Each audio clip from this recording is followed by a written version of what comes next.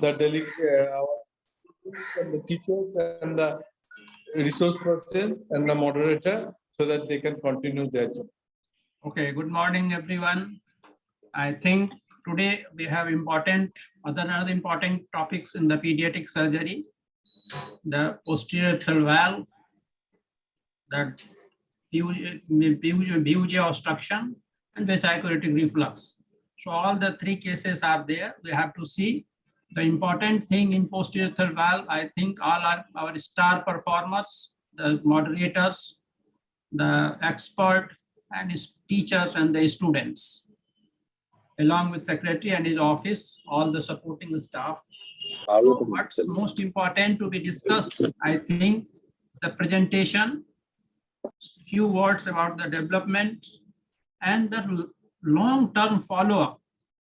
There are many if and buts, the upper tract diversion, the vesicostomy, the valve fulguration, the creatinine level at the age of 1 year, the changing pattern of the bladder,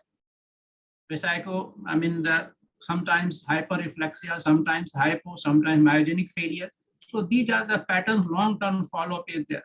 9 long-term nighttime drainage of the bladder. So everything has to be a recurrent UTI. These are the things which you have to keep in mind. And these are the cases who has to be followed up for the longer time.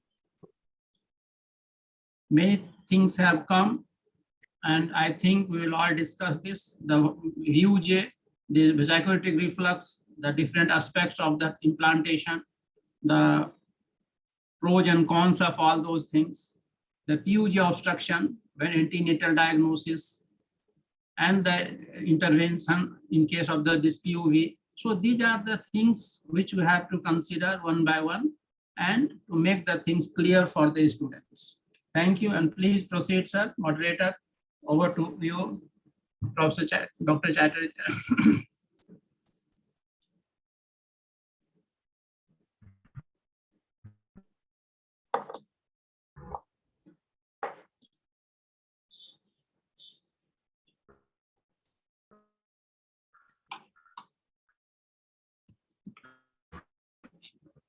Thank you.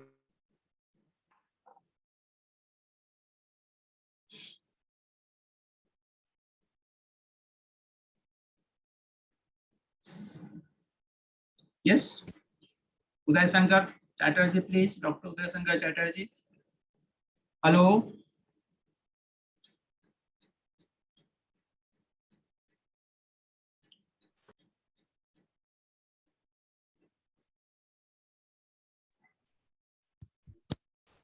Yes. Yes. Hello. Can you hear me? There is some Yes, problem. yes. Yeah. Now, I could understand. I think Partho may start. Is it? Partho, are you ready? Or yes. Yes. Are you ready for presentation or something? Have you got any presentation with you? Yes, sir. I have got There's some connectivity problem. Yes, sir. I have got a presentation with me. I am sharing my screen. Okay, you just start and then discussion will be going on.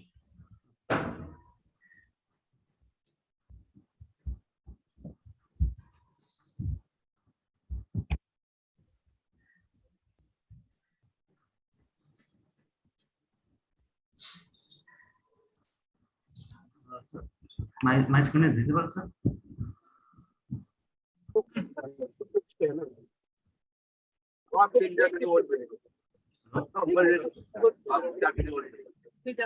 Is my screen visible?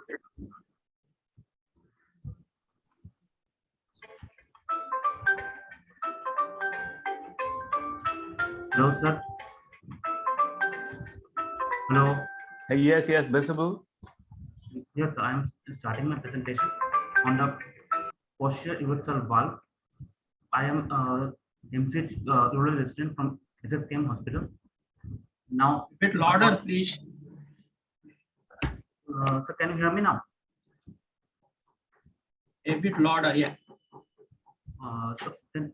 Posterior urethral valve is a congenital obstructing membranous holes within the lumen of the posterior urethra, causing lower urinary tract obstruction, which starts in the fetus and in the utero. The primary tissue mature in an abnormal environment of high luminal pressure and organ distension.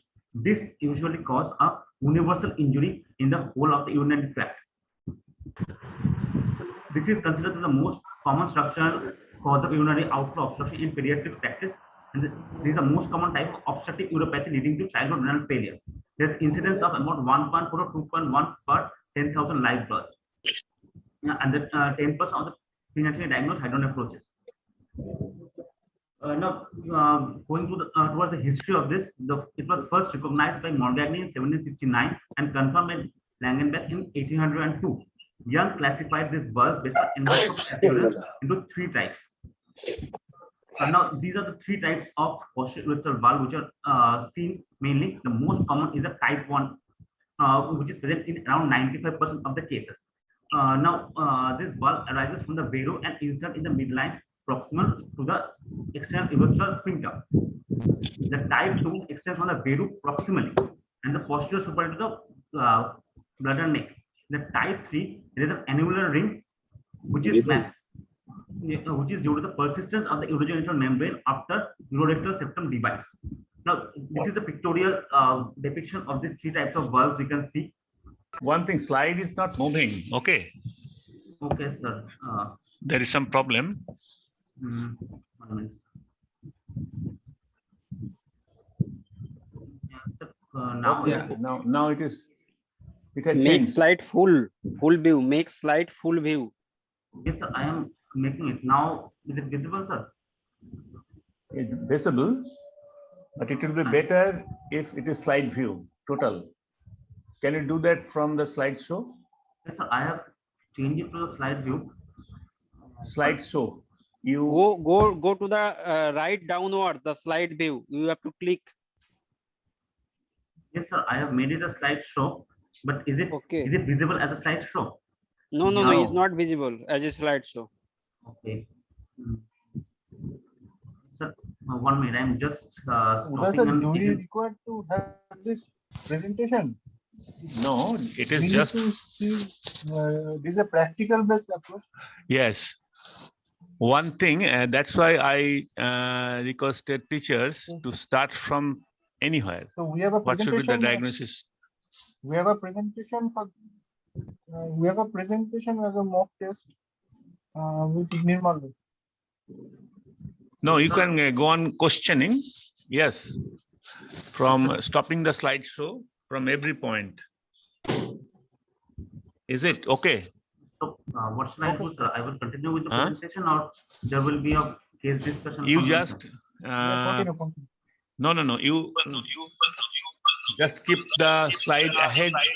That portion particularly in the management portion. Okay, sir.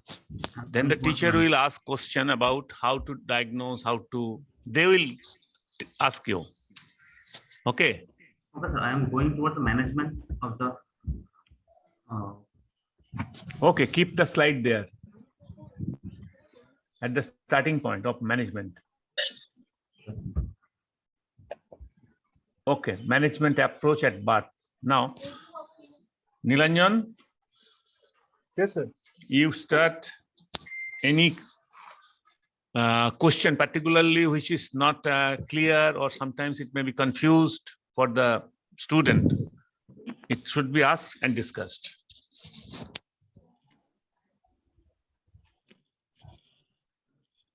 From what, how will you know that patient is having a QV? What will be his clinical features or what will be antenatal Yes, antenatal. signs that we. In today's scenario, the PUV can be diagnosed antenatally during the ultrasonography of the mother. Even after birth, we can clinically see that there may be a palpable bladder. Not of the mother. It's a fetal ultrasonography. By the fetal ultrasonography, where we can see a oligohydramnios. Along with that, we can get a dilated urinary bladder with thick wall, along with the keyhole signs with dilated posterior urethra.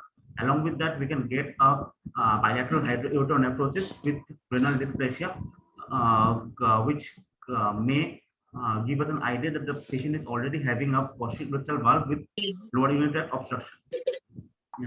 After birth, we can get a clinically palpable bladder in the patient. Along with that, we can get bilateral hydronephrosis, and the patient usually have poor flow of urine along with dribbling of urine clinically. Along with that, the How patient will may the have baby, uh, will the baby be normal no the if this patient is having a bilateral hydronephrosis in the is the baby is having a antenatally developed bilateral hydronephrosis? So Yes. how will be the and with renal dysplasia you've told? So how will you present that birth? so the Will patient it be a normal with baby? no sir, the Sir, patient may have a delayed cry. The patient present with a So we have to sepsis. say about the systemic signs also. Yes, sir, the patient may have electrolyte disbalance. The patient may have delayed cry due to pulmonary hypoplasia, which developed due to oligohydramnios. Along with that, the patient may have Pulmonary hypoplasia dehydration. will not have a delayed cry. Yes, sir. The patient may have dehydration along with acidosis. Patient with pulmonary hypoplasia will die. The patient with a fetus with pulmonary hypoplasia will Die generally. sometimes they will die in utero. There may be a Yes. stillbirth. Yes, sir. So this is basically the severity of presentation. You have to assess that. What is the severity? Depending on the What we severity, get usually is a baby of either a baby or a child, say 5 or 6 years, who is having dribbling of urine, which decrease of flow of urine. So, and we have to diagnose whether he is having a posterior valve or not. A baby with a valve bladder syndrome features will be, we shall never get such type of patients.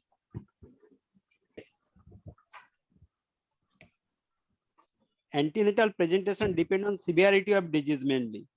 If it is very severe, the child or fetus may be in danger also. But is mild to moderate, the child may develop complication immediately after birth, or if mild disease, he may develop symptom years after birth. So that has to be decided. Even there are approach for fetal management of severe posterior valve complications also. You can manage, decrease the complication by doing fetal management nowadays, and early What are the delivery of fetal the. management? Can you discuss?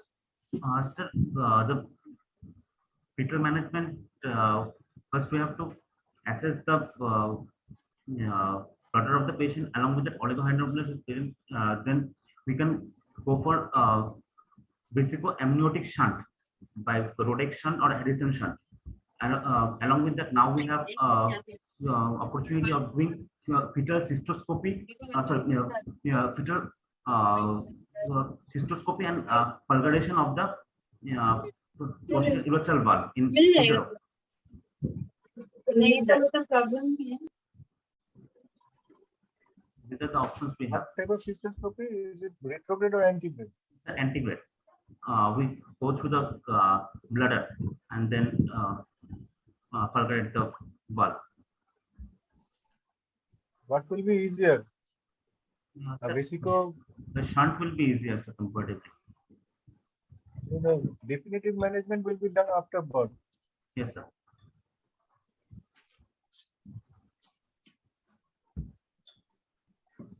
The aim is to drain the kidneys. Yes, sir. So that the patient may have a less damage to the kidney of the patient and the urine is drained easily.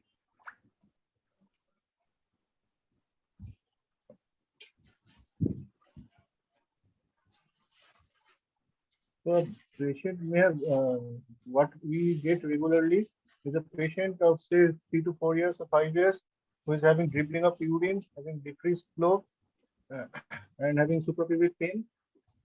So how to manage this patient? Now, what will be your approach for this patient? How will you go to a cancer posterior valve?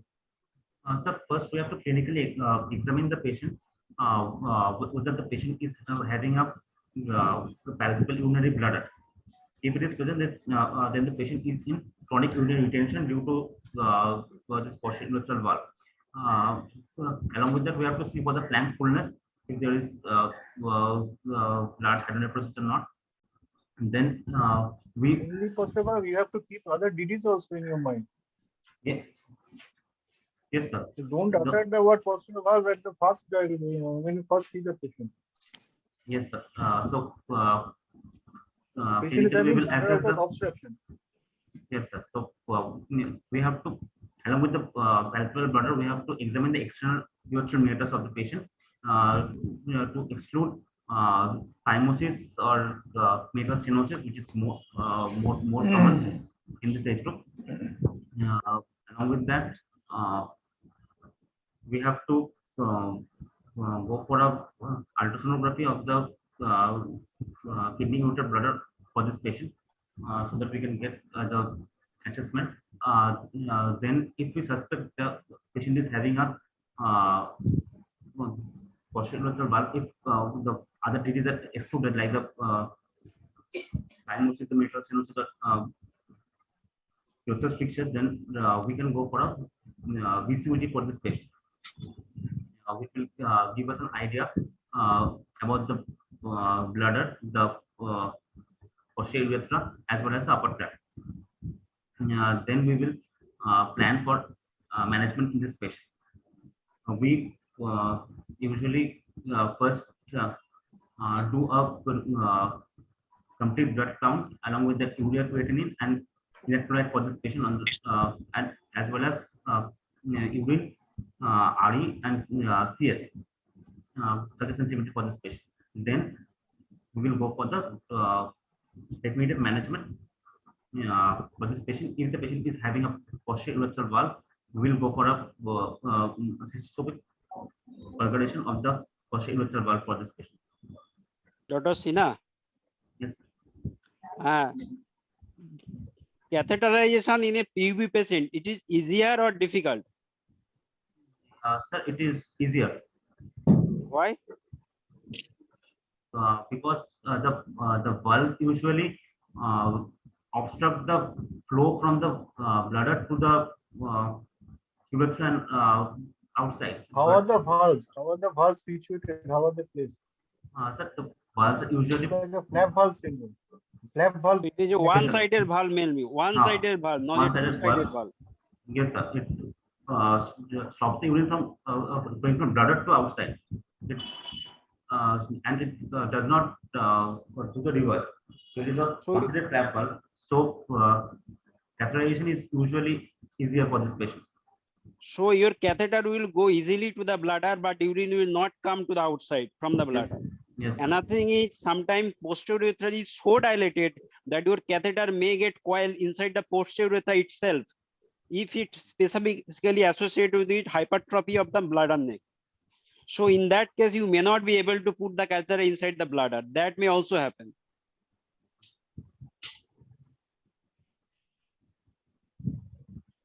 Okay, move with the slides. Yes.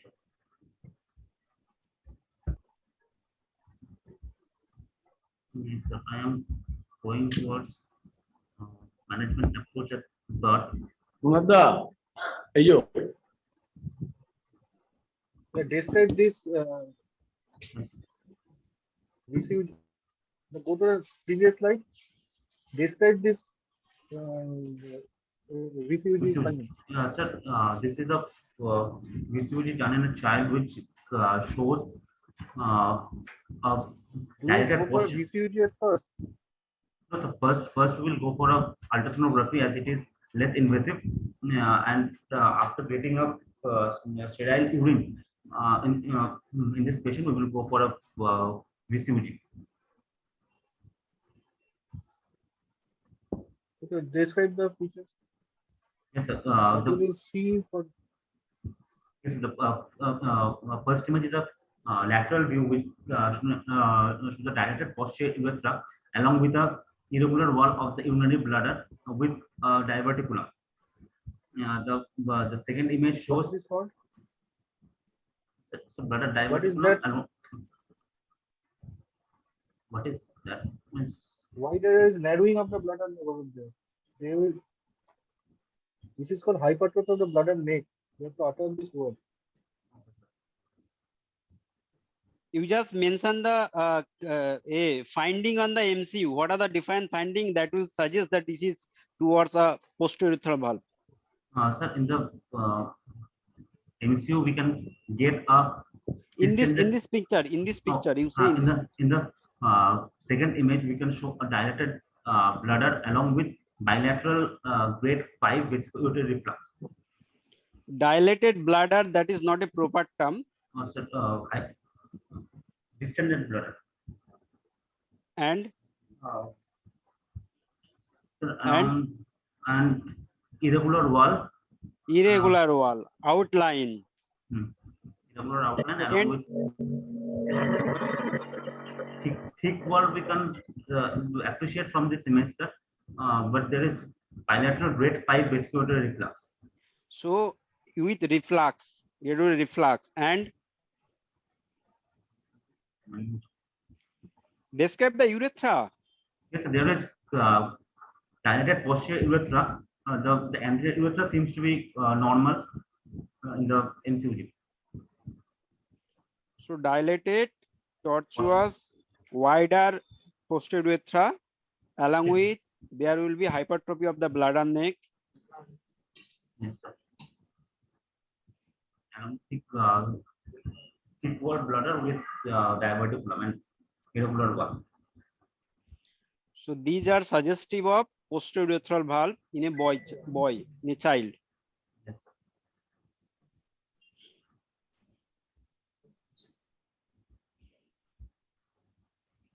So in this case, we having a bilateral VUR.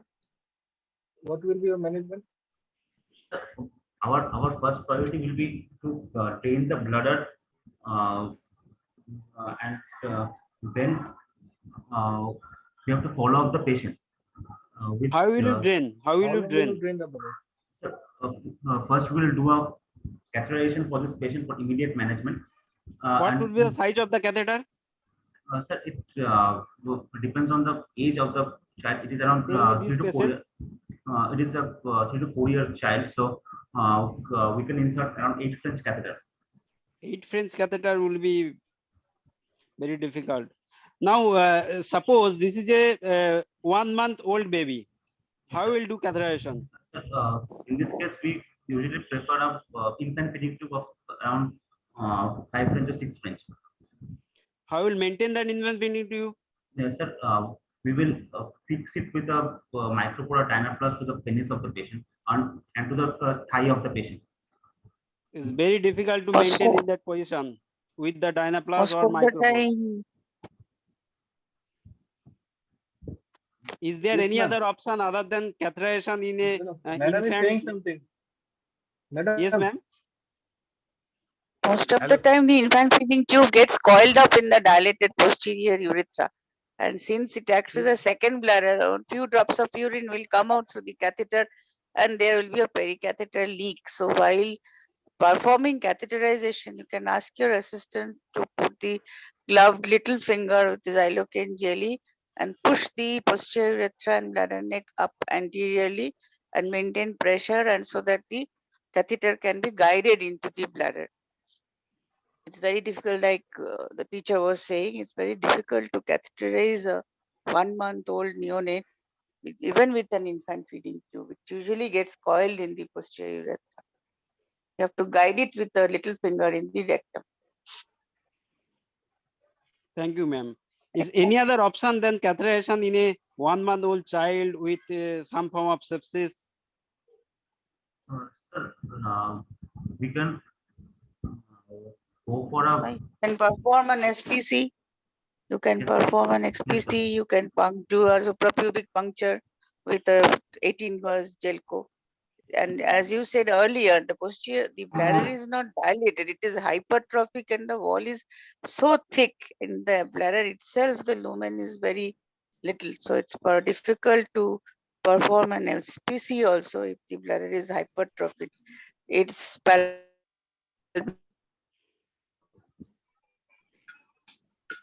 Cutaneous vesicostomy is an option, specifically involved previously, and usually dilated.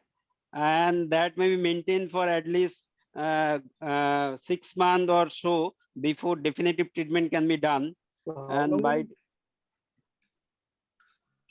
yes, So Dr. to Nilanjan. the student, how long will you keep the catheter? How long will you keep the catheter? How long will you drain the bladder and then do a definitive surgery? Yes, sir, either by catheterization as told by ma'am, we can put a little finger in the rectum and guide a catheter bladder, or we go for a SPC or a surgery with vesicostomy or draining the bladder.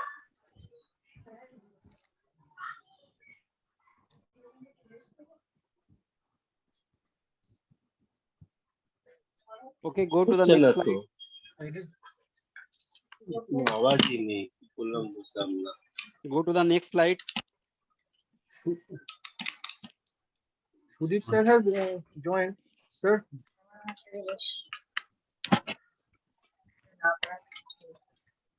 তুমি দেখো সামান্য জিনিস কিছু হচ্ছে না Sudip sir না has আওয়াজই joined.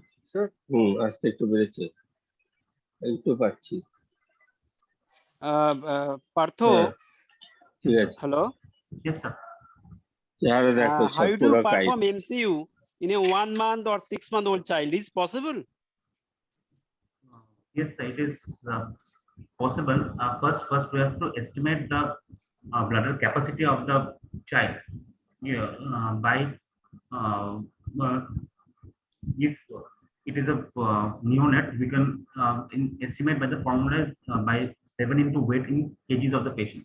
If the patient is an infant, we go by Koff's formula, which is age plus 2 No, into that is 30. okay. I am telling you, how do you perform micturating cystourethrogram or voiding cystourethrogram in a neonate or 1 month or 2 month old child? Sir, Does he comment for voiding? This is specifically a voiding. no, sir. So how do you diagnose in that case? Sir, first we have to fill the bladder with water soluble contrast, either the child by reflux void. If the patient is not able to void, we can do a feed maneuver. We can place over the bladder on the abdomen so that the patient will void. If you press the suprapubic region with your hand, it will obliterate the suprabladder shadow. So you take a wooden spatula or a well padded, gauze padded ruler and press the suprapubic region. And there is another method of performing MCU in a neonate, that is, you leave the infant feeding tube in situ, and as far as you have calculated the estimated bladder volume, you put in some more of a dye than the estimated volume, and it starts getting pericatheter leak. During leakage of that urine around the catheter, you take the film and you get the micturating film. Am I clear? You Yes, can perform MCU with the catheter left in situ, infant feeding tube left in situ, put in 5 ml or 10 ml more dye than you have estimated the volume. As the bladder is distended more than its capacity, there will be pericatheter leakage for urethra. During that time, you take the picture and you will get the picture of posterior urethra. But madam, if the catheter is in situ, it will open up the posterior valve. So can we get that estimated dilated It will open up posterior the posterior urethra, I agreed, but the posterior urethra is already dilated. Just putting in a 5 French infant feeding tube will not remove the anatomic finding that is already there.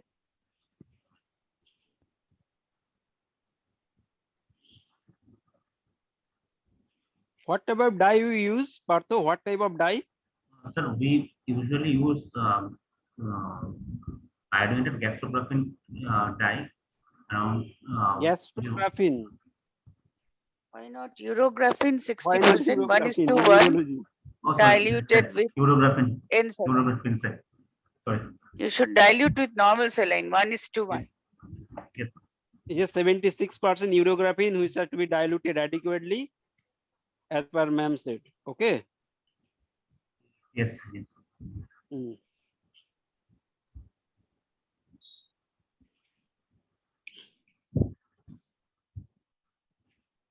Please go to the slide of your MCU complication.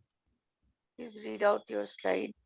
Yes. The complication of MCU which we can get is the rupture of bladder due to over distension. That is why we have to estimate the bladder capacity beforehand. In neonates, the bladder capacity is estimated by the formula as 7 into the weight in kgs. In other children, we use the Cox formula, which is age plus 2 into 30. This gives the capacity of the bladder in milliliters. Then we put a 5 to 6 inch catheter, which is passed aseptically, and we place a water soluble contrast 20% weight by volume, which with slow filling under gravity only. We do not push the contrast into the bladder. Apart from this, there is other complication like dysuria, hematuria, or infection or retention of urine. Yes, sir. The sepsis is the most dreadful complication and very common complication in a neonate, that is less than 1 month old baby, when you are performing micturating cystourethrogram. And you should always admit the child and you administer parenteral antibiotic prophylactic dose, at least 1 shot, before sending the child neonate for MCU, maintaining sterility, hospital admission, and prophylactic parenteral antibiotic 1 shot before sending the child for MCU. Because neonatal sepsis is a very dreadful complication after performing MCU in an obstructed system. Partho, Yes, sir. what are the different types of infection in older children during any retrograde urethral dye study? Infection. You have mentioned infection, one of the cause. What type of infection? Sir, we can get a unit that infection if the aseptic measure is not maintained. Along with that, we can get a pyelonephritis as the patient is having Pyelonephritis is too much. Going dye up to the kidney infection is very difficult. Before that, very commonly associated. Sir, cystitis. Cystitis is not a specific. Acute epidural orchitis is very common in older children.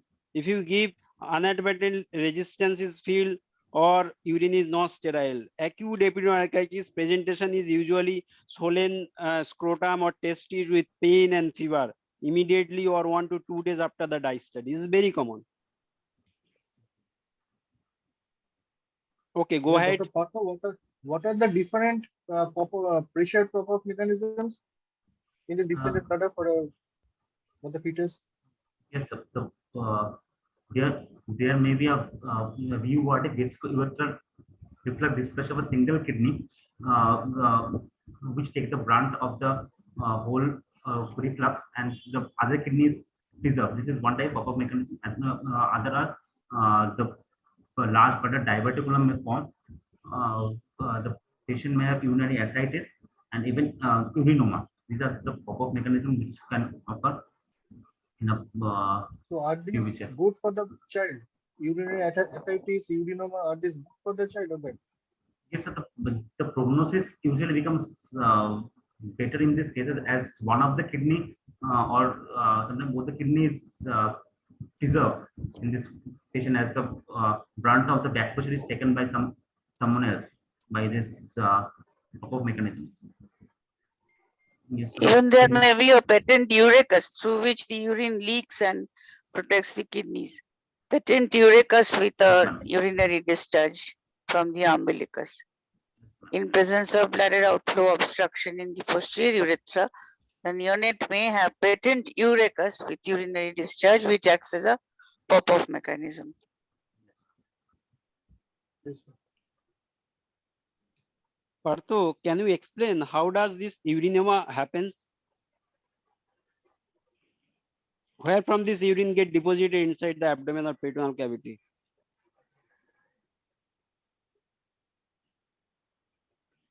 Uh, The urine may leak from the bladder wall, which goes into the No. as well from the kidney, madam. If from the kidney parenchyma, it may go into the Fornix. Fornix. fornix. not parenchyma, it is the calicial fornices. Yes. They are usually prone to rupture. rupture because of the high pressure system. Mhm. Okay, go ahead, go ahead. Sir, then we go for the definitive management of cystoscopy or endoscopy ablation of the bladder, which is the first line. There are two advantages of it. It helps the bladder cycling, the obstruction free drainage, and this improve the compliance of the bladder. But if the PV pulverization fails, then we have to go for a vesicostomy or proximal diversion of the urine. Partho, Yes, sir. is valve ablation or fulguration both are same? No, sir. We usually pulverate the valve. We don't ablate the valve.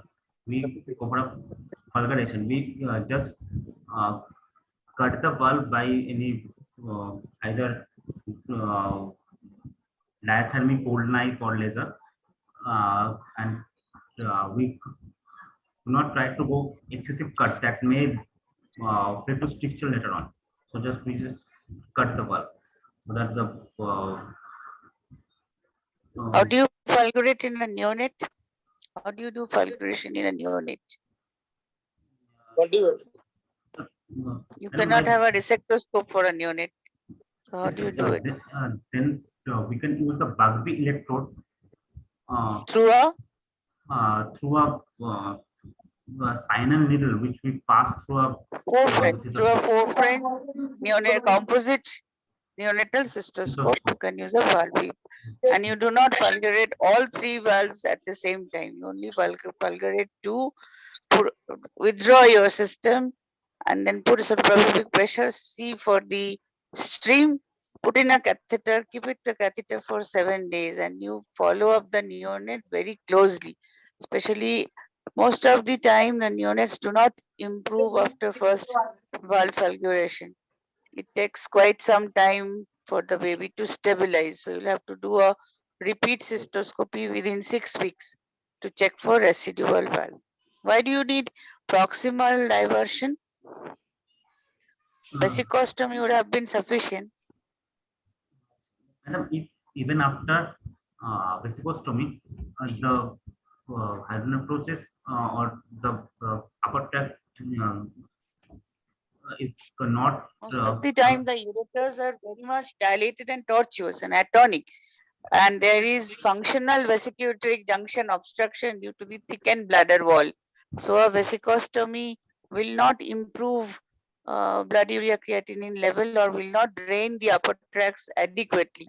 In that case, you need even bilateral vesicostomy, a bilateral ureterostomy, which you have to do by Sober's method, so that some of the urine goes into the bladder. If you perform end ureterostomy bladder bilaterally, the bladder will be dry. The bladder will not develop. So you have to perform Sober's ureterostomy, so that some of the urine goes into the bladder and some comes out through outside.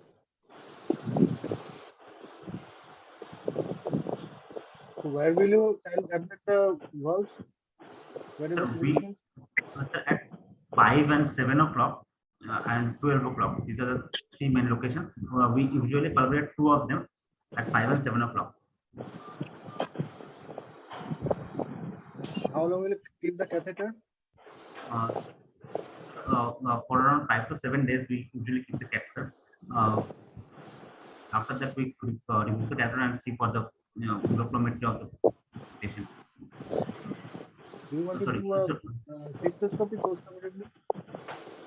Sir, as yes, after 6 weeks, we go for a cystoscopy of this patient to look for the posture as well as the site of the PV fulguration. So what will you see in the cystoscopy? Usually How will you know that you have done a good job? the bladder neck will be open and the dilated posterior urethra will decrease to some extent. Along with that, What is the ratio between the posterior and anterior urethra so that you know that this is an acceptable posterior urethra? I don't know. 3:1. 3:1. 2.5 to 3:1 is the correct answer.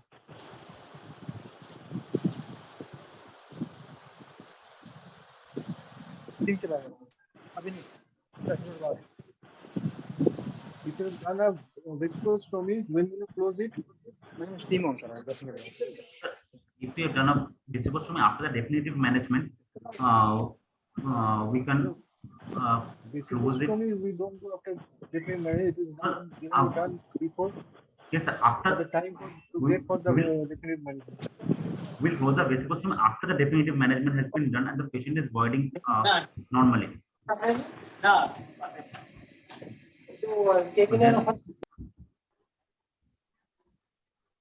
Udai sir, do you have any observations? Udai sir. Hello? Hello? Yes, sir. Am I audible? Yes, sir. Yes. Yes.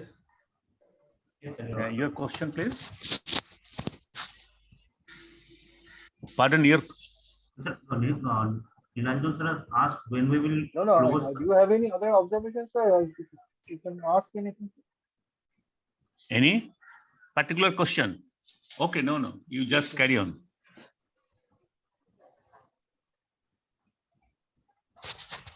Hello? Yes, sir. Carry on. I think was when to close the vesicostomy. Yes, sir. Suppose the vesicostomy was performed at the neonatal age. When will you do the valve fulguration? And when will you do check? And when will you do vesicostomy closure? We can go for the valve ablation when the patient is clinically stable, means his urea creatinine is normal. Along with that, the upper tract changes have also come down to some extent. Then we can go for a definitive surgery at around 1 year when there is less anesthetic complication. Do you think the reflex will go away? No, it will not go away, but sir, it will decrease to some extent. The upper tract may. How much?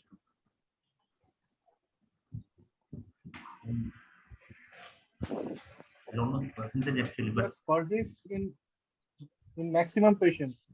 yes, it persists in 3 to 5 years. Yes, sir.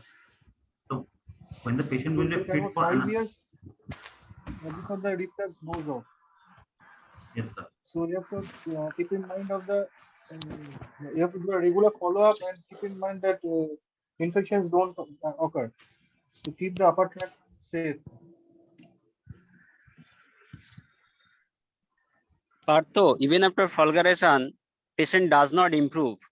So what are the point you have to check or what should you consider? Sir, first we have to see whether the fulguration was adequate or not by a cystoscopy. If it is adequate, even that after the patient is not voiding well, then we can think that the bladder is already decompensated and it is the patient has moved into gallbladder syndrome when the obstruction has been removed, but the bladder is still hypocontractile with low compliance. Then if the child is old enough for a CIC, we can teach him the CIC. If the child is not that much trained, then we have to go for a diversion, either by a upper tract diversion or vesicostomy. Okay, who has coined the term Valvada syndrome? Sir, Mitchell has coined it. And what are the component of Valvada syndrome? Sir, it is a low capacity, high pressure, non-compliant bladder with without any bladder outlet obstruction.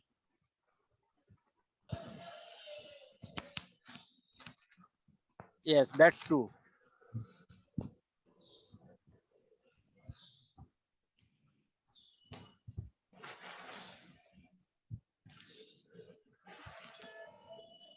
So basically, bladder dynamics is a continuous change. Bladder dynamics does not stay fixed.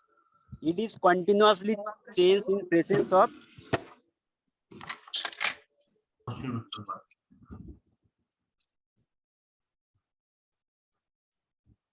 And you have to follow the urinary bladder system and dynamics regularly for this patient, especially in severe disease cases. What are the chances of incontinence in this patient? Sir, if the patient may have overflow incontinence with this Valverde syndrome, and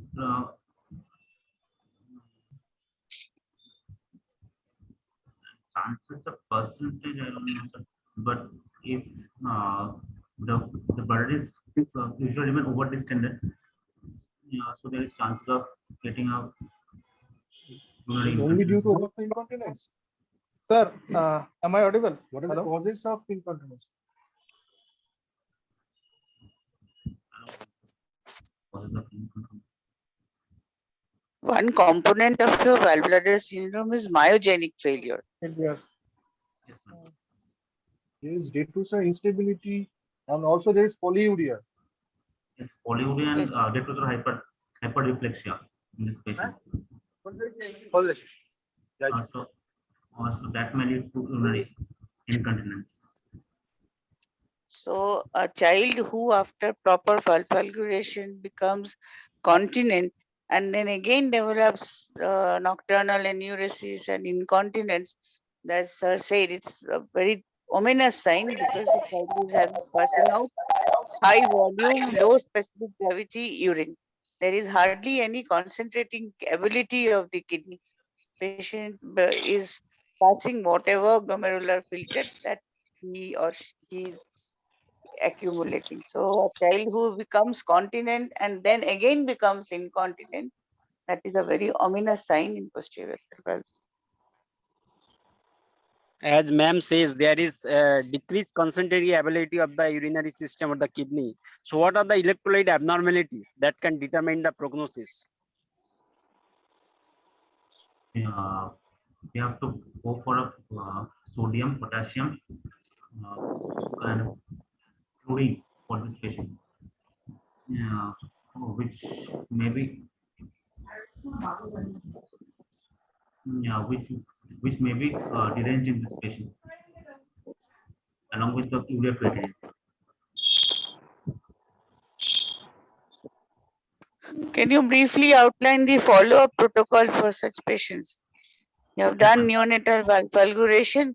What are the things you will monitor in the during follow-up and at what age? Follow-up protocol for a patient with posterior urethral valve, and how long will you like to follow up the patient? First, after post-fulguration, after around 1 week, we'll go for a EZUSI screening for this patient, whether the upper tract are doing good or not, along with the serum urea creatinine and electrolytes. There will be monthly urinary analysis for urine CS along with the height and weight of the child. 3 monthly, we do a USG KOB to look for dilatation of the PCS and ureter along with the residual urine within the bladder. Repeat MCUG at 3 months for any residual bulk. We have to go. If why repeat MCUG? You are doing a check cystoscopy to assess the residual valve. Without doing check cystoscopy only on a CUG, you cannot say that there is no residual valve. I am not going to do any further check cystoscopy. So as yesterday Dr. Chatterjee discussed, every investigation must have an input towards your management. So I'll rather suggest, instead of exposing the child to repeated infections, repeated exposure to radiation, you perform a check cystoscopy and see whether there is any residual valve. But you'll have to assess other parameters, how the baby's kidneys are growing, what are the residual function in the kidney, especially in a posterior valve with dysplastic kidney patient. How will you assess? What are the parameters that you will check for growth, whether the patient is going into CKD? You will have to assess those. So enumerate those. Madam, we have to Just not assess. imaging that I am asking. Yes, madam. We have to follow the patient with serial serum, urea, and creatinine along with the growth of the patient. How the patient is going, his height and weight. Yes, and blood pressure and uh, height, weight, blood pressure, serum urea, creatinine, electrolyte. You will have to do a venous blood gas assessment for estimate of bicarbonate, calcium, and phosphate. You will have to take the help of your pediatric nephrologist and check the urine for creatinine microalbumin ratio. At least by 6 months of age, you will have to have the baseline DTPA renogram as well as the DMSS scan. And again, you repeat that at 2 years of age, because whatever nephrogenic capacity, the adult renal function as parameters are achieved by 2 years. And at the same time, as early as 9 months to 1 year, you can perform only cystometry study. And by age of 2 years, you can perform a video urodynamics to detect your uroflowmetry, whether there is any residual reflux and grades of reflux you can assess during video urodynamics. And the life follow-up should be lifelong. That's what the answer which I expected. In the earlier stages by the pediatric surgeon and later on by you guys, follow-up should be lifelong. Because at almost 1/3 of the patients proceed to end-stage renal disease and will require some form of transplant surgery later on.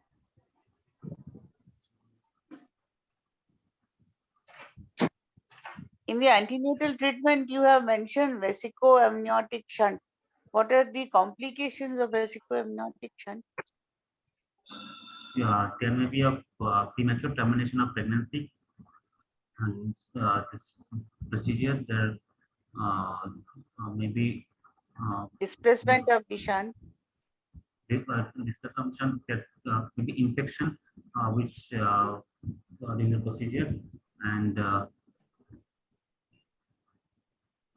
See Bleeding also, bleeding. or bleeding from the puncture of the umbilical cord vessels and fetal loss, fetal hydrops, and you are draining out the bladder into the amniotic cavity. So how will the urethra grow? So most of the patients later on they showed urethral atresia. If the fetus is not passing any urine through the urethra, the urethra will not grow. These are the dreaded complications of antenatal vesicostomy or vesicoureteric shunt. Vesicoureteric shunt is not all that ominous as vesicostomy in a fetus. Dr. Jamal, would you like to ask some questions regarding the management? I think so. Madam has adequately questioned the student. Yes. I think so it is complete.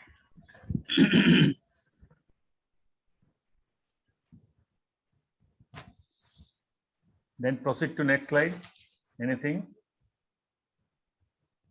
after that, the size contains of other procedures, the vesicostomy, the pilostomy, the subarachnoidostomy, which we may have to do in this patient, and ultimately most of the patients may need renal transplantation at a later stage, and when I've already told. Role of pharmacotherapy after valve valguration to stabilize and proper bladder growth. What are the drugs used? What is your experience, especially adult urologists? I don't, Any role of pharmacotherapy? I don't have much knowledge about that, madam.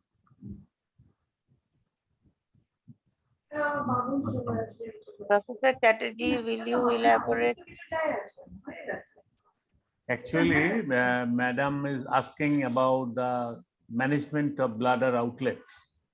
Bladder neck is high or rather it is narrow. That's why there is some obstruction, bladder outlet obstruction. Is there any pharmacotherapy? There is alpha blocker or any drug that is to tame the detrusor, that is the hyperreflexive detrusor? Yes.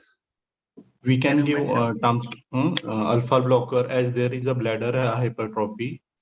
Also, we can give oxytocin, and we have to monitor whether patient develops PVR significantly. Then we have to balance that. And one thing, how to monitor that your drug is effective in this situation? You mean oxybutynin, right? Yes, sir. Yeah, you said oxytocin. For bladder hypertrophy, Anyway. we can give tamsulosin alpha blocker. Yes, that's what I wanted to And say. the bladder, if Bladder neck hypertrophy. for bladder relaxation, detrusor relaxation, we can add oxybutynin. If Yes. it is patient developing significant PVR, we have to stop oxybutynin. Especially in wall bladder syndrome, both the anticholinergics and alpha blocker has got a significant role. Yes, sir. Alpha blockers at low dose at 0.2 milligram. Yes, They are yes, sir. quite effective in older children around 3 to 4 Yes, years. sir. Yes, sir. So their bladder post-void decreases significantly and they do well. We have Yes, encountered sir. clinically and we have documented those results. Yes, sir. Yes, sir. Now, during the use of alpha blocker, is it sufficient clinical improvement? If there is sufficient significant or bladder hypertrophy, it can relax the urethral muscle by acting on the alpha receptor. yes, it is. It relaxes, but how to measure that the relaxation is sufficient and the bladder is okay, bladder outlet is okay? Is it possible? Sir, we can monitor by uroflowmetry. If patient is improving on uroflowmetry, another also USG study also. another Why way. not on ECUG, the ratio of the length and Yes. the breadth of the posterior urethra? Yes, So after anterior using to alpha push blockers, if they the develop some degree of dribbling of urine. So parents yes, come to tell symptomatically. the patient symptomatically instead of improving, there is some degree of leakage of urine because of the relaxation of the bladder neck. Another thing, role of urodynamic. Can you tell something? Urodynamic, we can look at the stages of the bladder decomposition. We can not monitor that. Yes, it is just the early phase. That is the compensatory phase. What should be the bladder pressure? Yes. There are three phases of the bladder decomposition. And also the bladder compliance. No, And compliance is secondary. One thing, the kidney, we are protecting, our idea is to protect the kidney. And kidney damage occurred due to high pressure. What is that high pressure? What is that level? Compliance is something else. It will accommodate the pressure. But what is we have to measure the DLPP. It should be below 25 to 30. It should be below 25 to 30. Not 25 to 30, but it is within 30 and 40. It is not possible to keep it 25 to 30. Better below 40. Okay. 40 is a reasonable figure. Yes. Because 30 is difficult to achieve. 40 is a reasonable figure. That means the pressure beyond 40 will damage the kidney. That's why it is desirable to keep the DLPP. At least it will leak. And during void, it pressure should be that is desirable to be around 40, or it may be nearer to 40, not more than that. Is it? Yes. Pediatric QMax particularly. And further, and in application, when you are administrating the alpha blocker, you have to judge whether the alpha blocker is effective with the urodynamic study. And at the same time, if you do uroflowmetry, sometimes you can just tally with the uroflowmetry, and at the same time that the urodynamic study done, that this type of uroflowmetry means the bladder is good. Okay. But main thing is urodynamic study, but that is costly. That's why it cannot be done too frequently. Any role of bladder augmentation? Yes. Yes, madam. If there is bladder, DLPP is less than 30, more than 30, and also the bladder compliance is much more, and the frequency is less than 3 hours. It is an indication of bladder augmentation. And the reflux is persisting, and there is reflux even Bilateral during the reflux is persisting without bilateral reflux even during the filling phase. So in the filling phase, there should not be any reflux. The bladder is so much of high system, so little capacity that there is reflux, high grade reflux even during filling. So reflux is occurring just not during voiding. Reflux occurring even in filling phase is a bad sign, and you can think of augmentation.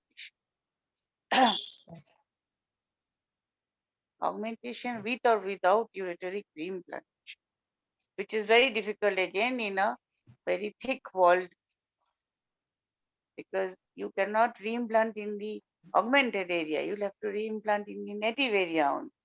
Very difficult to achieve a tunnel length of 1:5 in a small thimble bladder. They call a thimble bladder. It was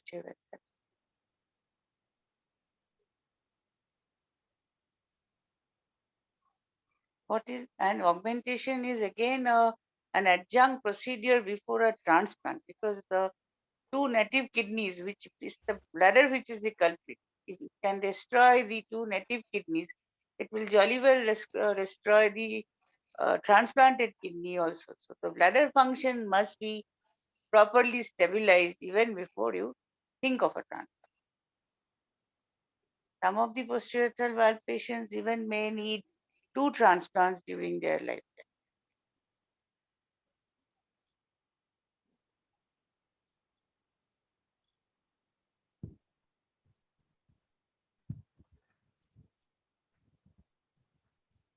Hello, madam. Hello. Hello. Madam, Yes. can I ask you some question? Actually, in management part of PUB, he said that he will only fulgurate the PUB.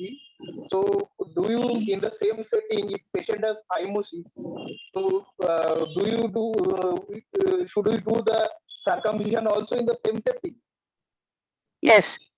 If not in the neonatal phase, during check cystoscopy, or within the first year of life, because the phimosis will be a cause, or rather frequenting the chances of urinary tract infection. I do not advocate circumcision during the neonatal phase, but in the slightly older infant, 6 months, 9 months, when we are doing the check cystoscopy, definitely do a circumcision. Okay, and you, madam, said that if ureterostomy is done, it should be sober ureterostomy. Yes, Madam, is there why any shepherd role of ureterostomy? yeah. Is there any role of loop ureterostomy, or you prefer sober ureterostomy over loop ureterostomy? Because I have read. Now, if you do a loop ureterostomy, then you will have to again perform your aim that some urine should go into the bladder, not all urine, especially for bilateral ureterostomy. Loop ureterostomy you can perform if you are doing it only unilateral. But when a bilateral ureterostomy is required, you cannot perform loop ureterostomy, because in that case the bladder will be completely dry and it will not develop. You can never achieve a proper bladder function with bilateral ureterostomy. In that case, if you do you can do a loop ureterostomy, but again, within the retroperitoneum, there should be another anastomosis between the two loops. So it becomes a ring ureterostomy that way. Partho, madam has told for renal transplant therapy in the later stages of this patient. Can you identify what are the indication for renal replacement therapy in this type of patient? When should we start renal replacement therapy? When the patient is developing CKD and patient is in ancient renal disease, then we should start with dialysis for this patient, dialysis, and we will plan for renal transplant as and when. No. What are the parameters you should look for before advocating the renal replacement therapy of any form?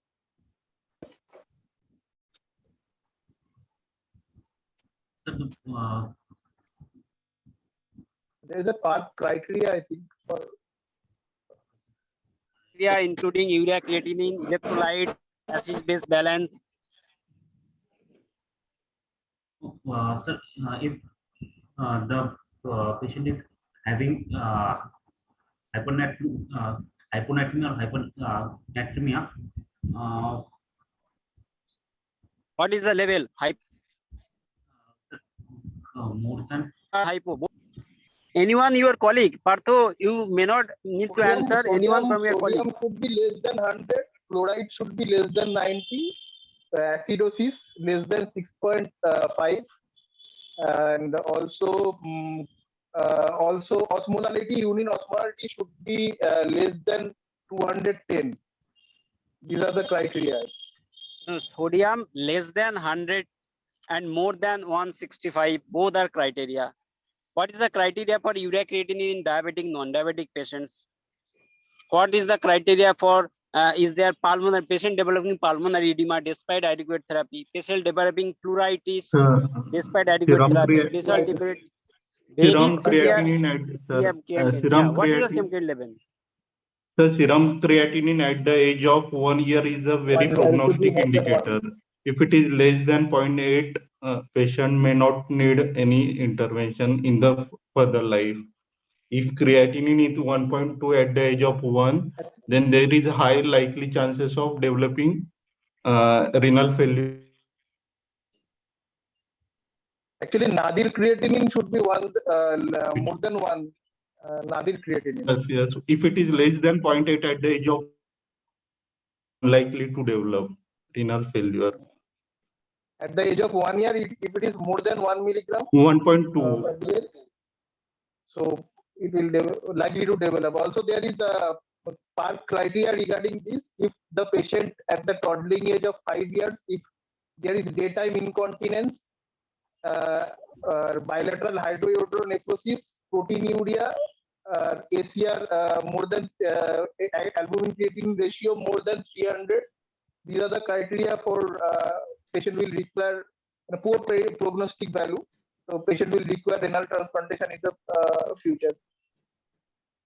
No. Is no more than 300 is does not institute a renal transplantation. These are the indication of patient may need some form of treatment, but that not a renal transplant. Patient, if this patient like adult patient, if creatinine is more than 8 in a non-diabetic patient and diabetic patient more than 10, or sodium less than 100, more than 165, or potassium is severe hyperkalemia, or severe acid-base disbalance, or pulmonary edema, or patient have pleuritis or pleural edema, that are the indication for starting renal replacement therapy. Patients start develop first CKD, but CKD does not need actual renal replacement always. Maybe 1 or 2 creatinine, maybe 3 creatinine. But if develop any of this complication, he or she may need, he has to start renal replacement therapy.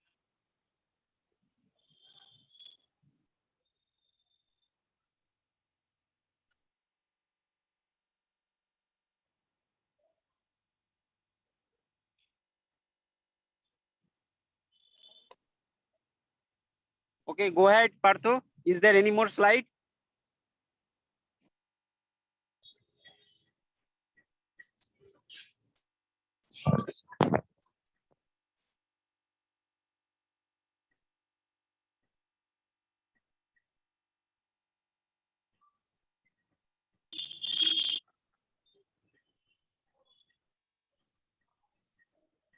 One question, sir. If we are going for a bladder augmentation in this patient, whether we will do it pre-transplant or post-transplant? Transplant. To make your it should be pre-transplant.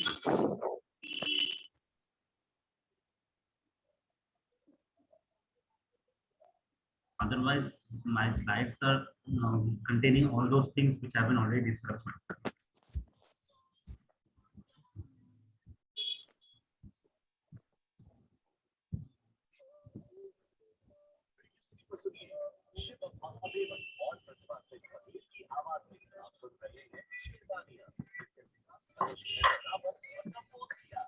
Bhai sir, if Partho has done, we can start the next presentation. Hello? Yes. Yes, sir. I am Required. stopping with my screen sharing, sir.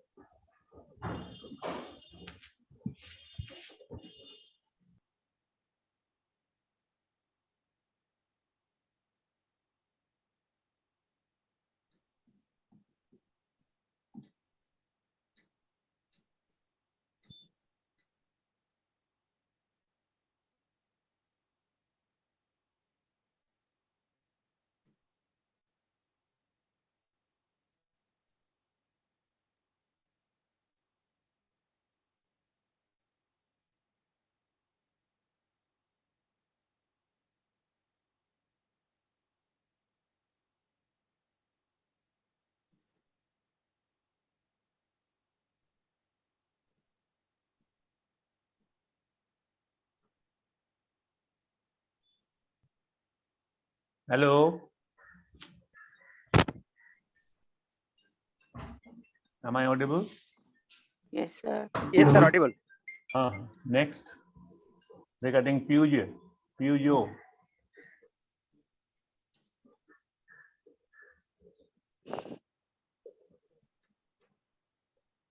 Is there any slides on Peugeot? Hello? Vimolesh? Sir, I don't have any slide. I have to ask Dr. Nilanjan. Is there any slide?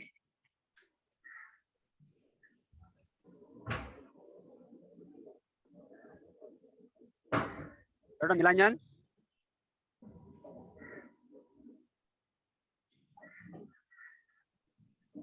Yes, I thought only surgical aspects will be discussed. So I haven't shared it. It's just written part of class. Yeah. Yeah, only surgical aspect.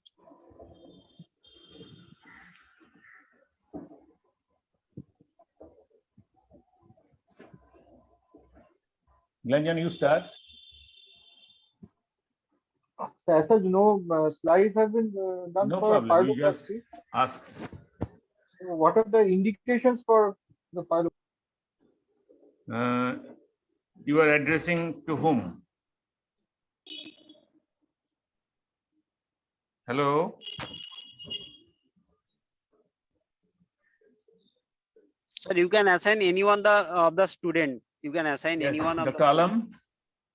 Dr. Alam, are you present? Dr. Shonu Potidar? I think Siddhartha Dattu is there. Yes, sir. Yes, sir. Yes, you just take the questions from Nilanjan. Niranjan sir, what is the question? Indication for pyeloplasty. Yes, start with that. Okay. If patient has a uncontrollable pain, hematuria, secondary infection, secondary stone due to Peugeot obstruction, any palpable lump, these are the indication of doing a Peugeot, or any loss of differential renal function less than 35%, or if there is difference between the two kidney function less than more than 10%, and gradual loss of renal function indicators like creatinine increase, PCR. Hey, Dr. These are the Siddharth, indication of for answering this type of question, better to assign each and every category. Like what is the presentation, what are the problem or symptoms. Second, what are the radiological finding, or what are the isotope scan finding or functional imaging.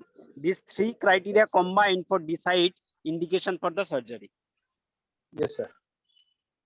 So symptom wise, if there is a uncontrollable pain, if patient presents with hematuria, if patient presents with any type of infection, pain with infection, and a radiological criteria is if differential renal function is less than 35% in one kidney, and if the difference between the renal dysfunction is more than 10%, and also if clinically if there is any palpable lump in that ipsilateral side, also in case of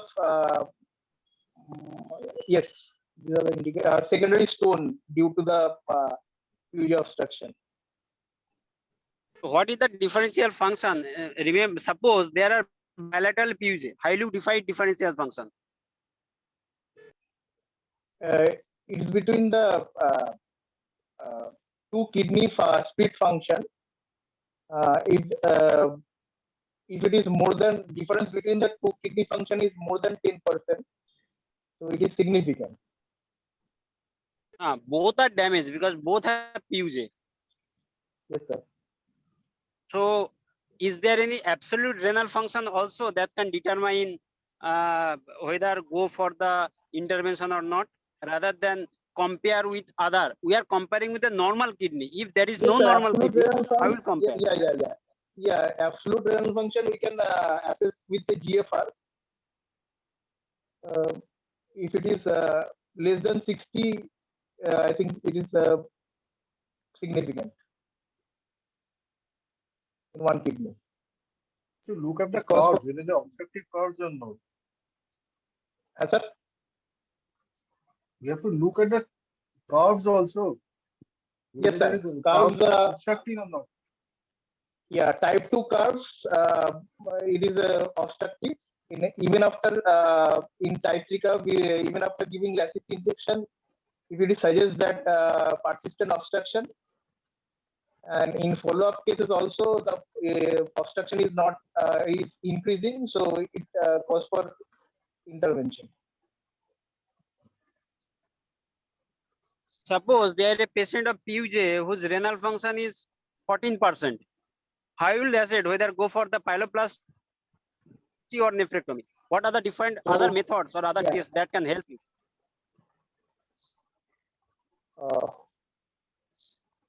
Apart from DTPA, it's a 14% function which is mostly equivalent, and patient does not want to go for the nephrectomy. He is somewhat saying, please save my kidney. Is there any other method that can determine whether kidney may survive or we can save the kidney in this equivocal percentage of function? yes, so there are other methods. One is we can test with MR urogram, gadolinium MR urogram, differential function. Also, if the patient's albumin creatinine ratio, if it is more than 300, and also age of the patient is also important. If the patient is at older age, more than 60 years, and the differential the split function is less than 14, we likely to go for nephrectomy and counsel the patient. But if it is patient age is younger patient less than 15 or adult patients, so we'll try first with PCN or degestant. If the patient improves, sometimes patient improves, then we'll go for pyeloplasty in that patient. No. If patient is 60 years old, probably that does not need intervention because he has survived 60 years without any problem. But I am telling you that there is a contrasenal CT scan which can determine the thickness of the renal parenchyma.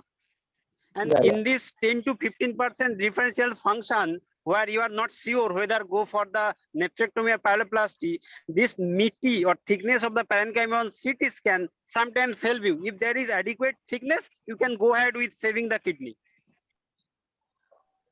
Yes, sir. If there is a huge pyrenosis of the say patient of 5 years. So how will you assess whether the kidney is functioning or not only by the DTPA curves? No. First we'll do USG, sir. USG, we look for the parenchymal thickness. We should look for the It's APD very thin, diameter. paper thin pockets. Yes, sir. In which year, sir? What is the age of the patient? Say 2 years. Yeah. Sir, first we have to look for the USG. We should done USG and look for the APD diameter, and also their parenchymal thickness, as Sir said earlier. And also parenchymal appearance, is there is any hyperechogenicity or renal cyst. Also the any lower tract anomalies like bladder wall thickness or posterior urethral dilatation associated with it. We have to look for this.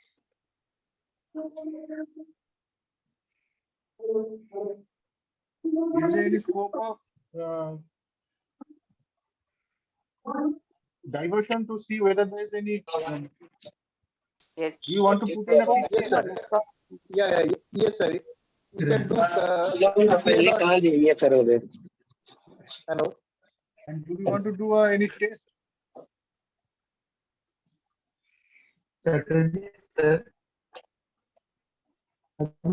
Hello. Hello, can't get it. Sir, I can hear you. Sir, do you require any PCN? Determine whether Yes, sir. Yes, it is sir. functioning or We'll not. put a drain and assess the function if it is improving or not with serial USG. And also the Only by USG. We have to look at the drain output. What is the electrolyte of the urine? Yeah. Also drain output electrolytes, sodium, potassium, chloride, etc. So look for the tubular assess What the is tubular Whittaker function. test? What's that? Whittaker test. Sir, it is the antegrade pressure flow study. Nowadays it is not done. No, sir, I don't want to do this because it will give limited information and it is obsolete now, or also it is an invasive test.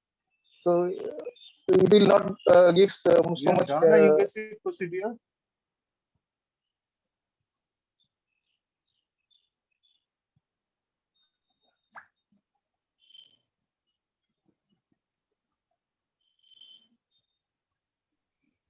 So Yeah, you can put PCN also. You can put PCN also to see whether it is functioning or not. And after putting PCN, the daily output urine is very important. And not only from daily urine output, you can measure the creatinine clearance from that urine output also for the specific kidney.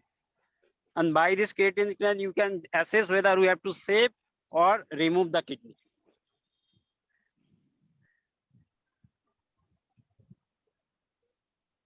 Siddharth, Yes, sir. in case of usable DTPA renal scan, is it possible that hydronephrotic kidney has more function than the normal kidney? Yes, sir, it is possible. Because if there is in hydronephrotic kidneys with poor renal function, if there is a pooling of the dye, so in that case, if you do excretion study, the dyes remained in the kidney and it will show supra renal function in that kidney. No. What are the different step of activity during dye given? First is the uptake. The first is arterial phase, then is the perfusion cortical phase, and then there is a excretory phase. Then drainage phase. Yeah. If the kidney is grossly hypernephrotic, the area under the curve into the screen of the monitor will be more prominent than a normal kidney with traces of the dye because of the obstruction. That increased area under the curve sometimes gives more function than a normal kidney. This is false, but actually there is no more function. This is the false estimation of the more function. Yes, sir. So we have to look at the curves.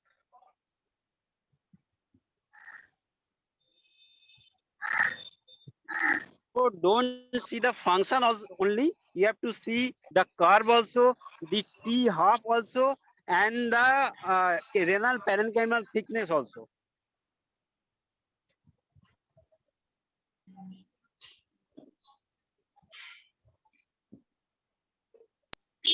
Now we have decided this is a PUGO. Excuse How me. will you proceed? Excuse me. Shudip Yes, sir. Chakraborty. Yes, sir. Yes, sir. Good So morning, sir.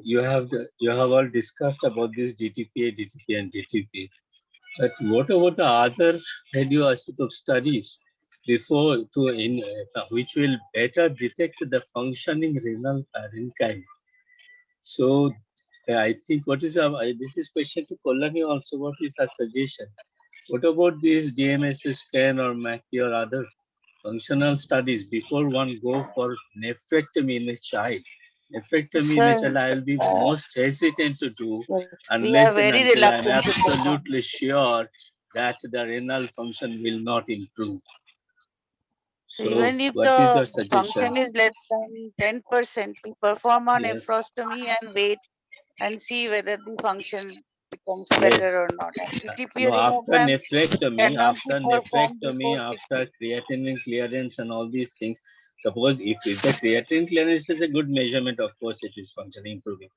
Before everything, when everything else has been done and you will have to go, you have almost decided for nephrectomy. I think to be on the safer side, I will go for these functional studies of the renal parenchyma like DMSA or MACPHI or something like that. And once I find that there is very little functioning renal parenchyma, I can suggest, well, this patient will need nephrectomy. I don't know whether I'm correct or not. No, okay, sir. The point is taken. That's fine.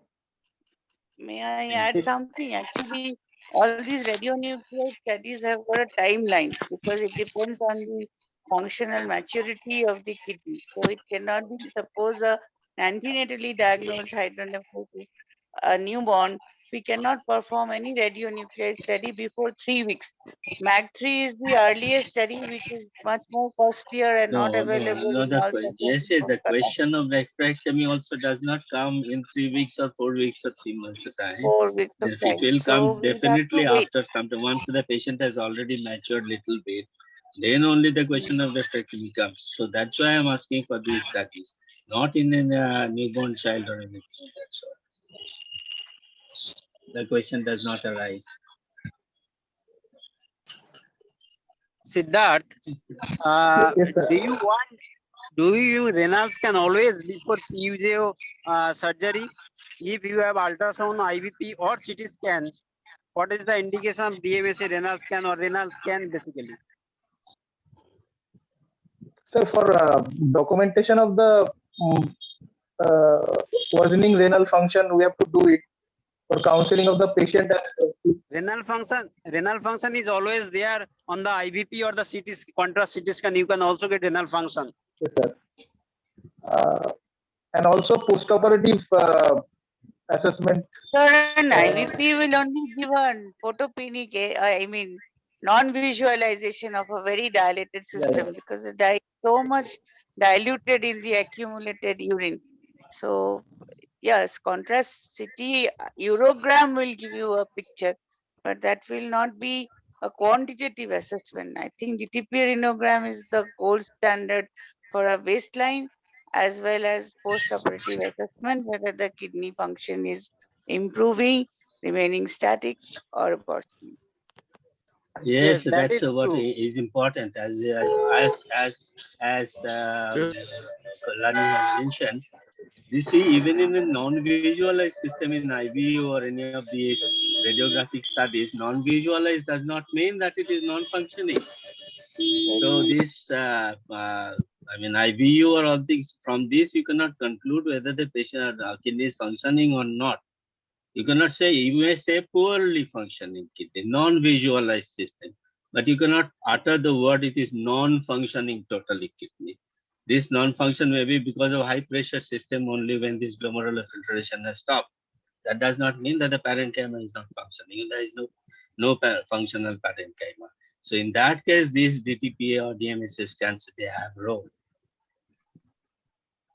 Yeah, that actually true. for exact quantification of the renal function as well as the follow-up period, and also for some medical legal purpose, what was the function before and what function after. You have to do a renal scan study despite having adequate function on CT scan or IVP in some patients. Sir, in cases of IVP and CT scan, it can only say whether it's poorly functioning or it is non-expressing, but it cannot quantify. First thing, second, non-functioning status can only be given by a DTPS.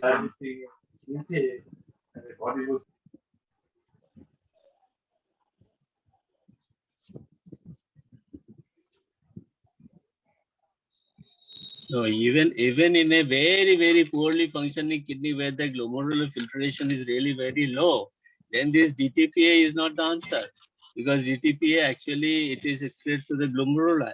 So in that case, these isotopes which are tackled better by the renal tubules, they are the answers. They will show whether the functioning renal parenchyma is there or not. So in where they when the GFR is very low, in fact, I will hesitate to ask for DTPA, because DTPA will not give the answer. It is glomeruli are not filtering because of the pressure.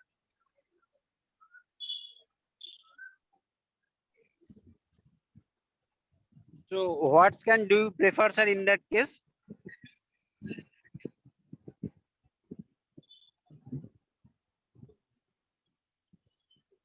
On MAC3.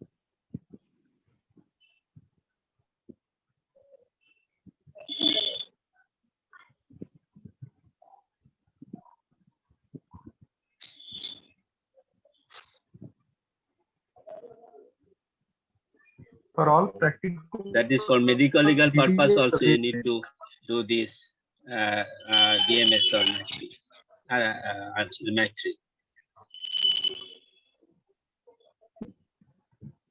Okay, sir. Siddharth, what is your plan for this patient? Sir, first I will counsel the patient party and parents about the pyeloplasty, which is December pyeloplasty I'm going to do, and also I'll just 1 minute. Siddharth, regarding counseling to the party, who is more important, patient or the patient party or guardian? Here, the patient age is, I think, 2 to 3 years, so parents will be important. If patient is junior, parents will be important. If patient is not junior adult, then patient consent is must first. Yes, sir. Okay, go ahead, Siddharth.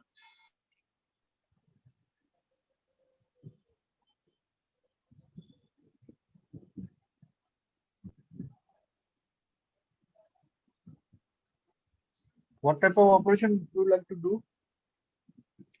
What will I like to do dismembered pyeloplasty. Oh.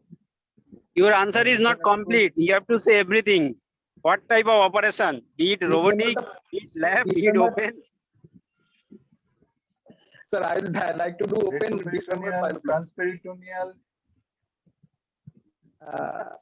I think, sir, extraperitoneal dismembered pyeloplasty. Open. Sir, you are not audible. Open pyeloplasty or? Hello.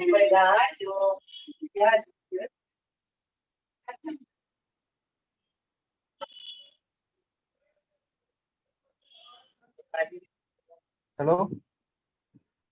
Yes, sir. Hello. Do you like to do open or laparoscopic? Retroperitoneal approach, you were saying extraperitoneal. Sir, I would like to do open. Why? Okay, you want to do open, that is good. You tell me the principle of dismember pyeloplasty surgery. What are the principle? Yes, sir. There are 4 or 5 principles we have to look. Firstly, the pyeloplasty should be widely patent. It should be dependent. It should be funnel shaped. It should be watertight anastomosis. And the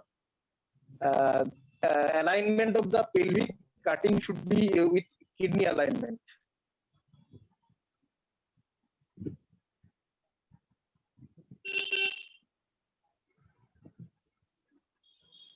And also the orientation during anastomosis, the orientation of the ureter and pelvis should be always same. There should not be any twisting or suppose a child has got mostly extrarenal pelvis and another child has mostly intrarenal pelvis.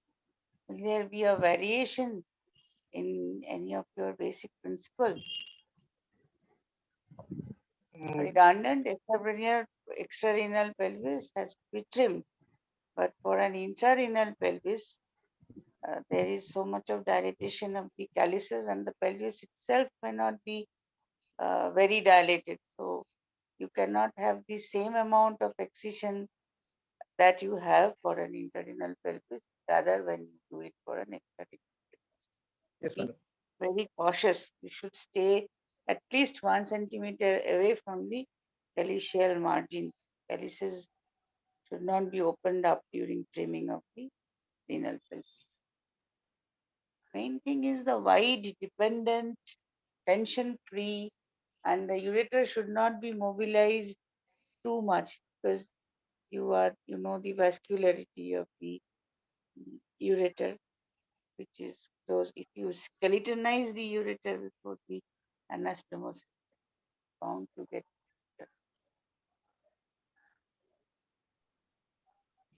Okay, during open surgery, you find out a crossing vessel going to the lower pole. How you will approach this patient? Sir, if there is a crossing vessel, we have to do transposition of the vessel posteriorly. So dismembered pyeloplasty with excision and posterior transposition of the vessel. Is transposition Also, always one mandatory? operation is there, but I'm not seen it, sir. There is a Hailstrom operation. They're saying that they will. What is Hailstrom maneuver? Yes, sir. What is Hailstrom maneuver? What is Hailstrom? What is this maneuver, Hailstrom maneuver? What exactly I don't you do in Hailstrom? Thing is, And if you don't know adequately, you don't mention it. Is it mandatory?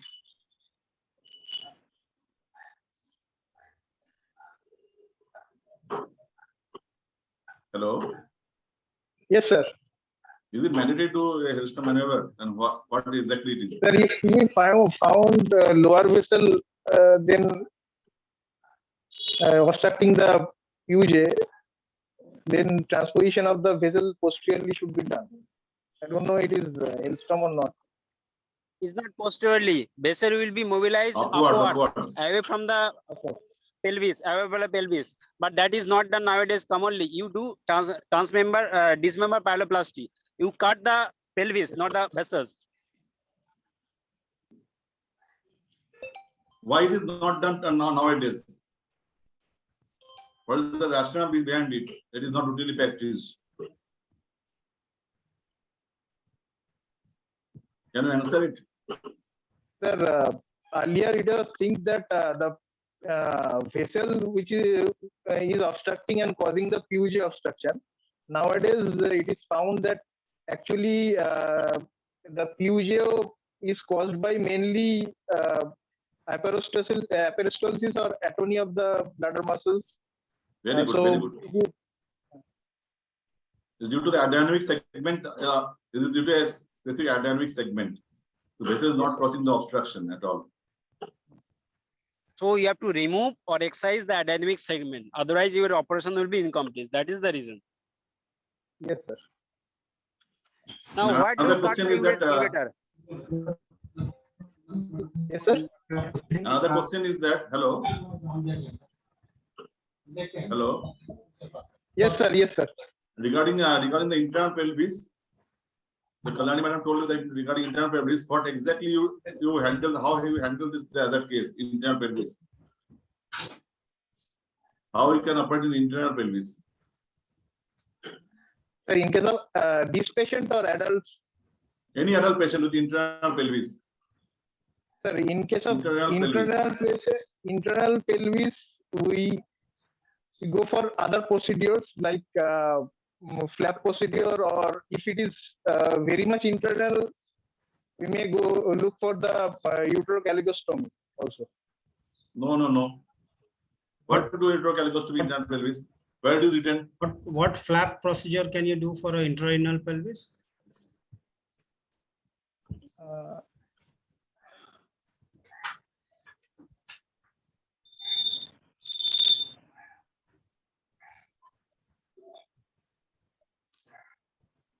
Actually, it is difficult to take any flap in internal pelvis. It's difficult to take. Any flap procedure is very difficult in internal pelvis. Yes, sir. If at all you need to consider the flap procedures, what are the conditions where you need to consider the flap procedure? Sir, large redundant external pelvis or with a long uterine stricture, we should, there is two flap procedure we do. One is spiral flap, one is vertical flap.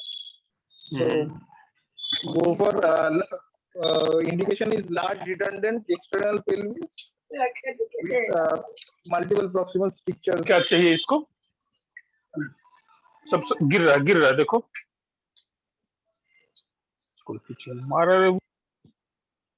Hello. Yeah, that is right. But for an intrarenal pelvis, what flap procedures we were talking about? No, sir. I mistakenly said that actually internal pelvis there will be very difficult to do any flap procedure. Exactly. For any internal pelvis, you should not cut anything excessively, be it on the ureter part, be it on the pelvis part. Exactly. Is there any difference in the outcome if you do an extraperitoneal or an intraperitoneal reconstruction?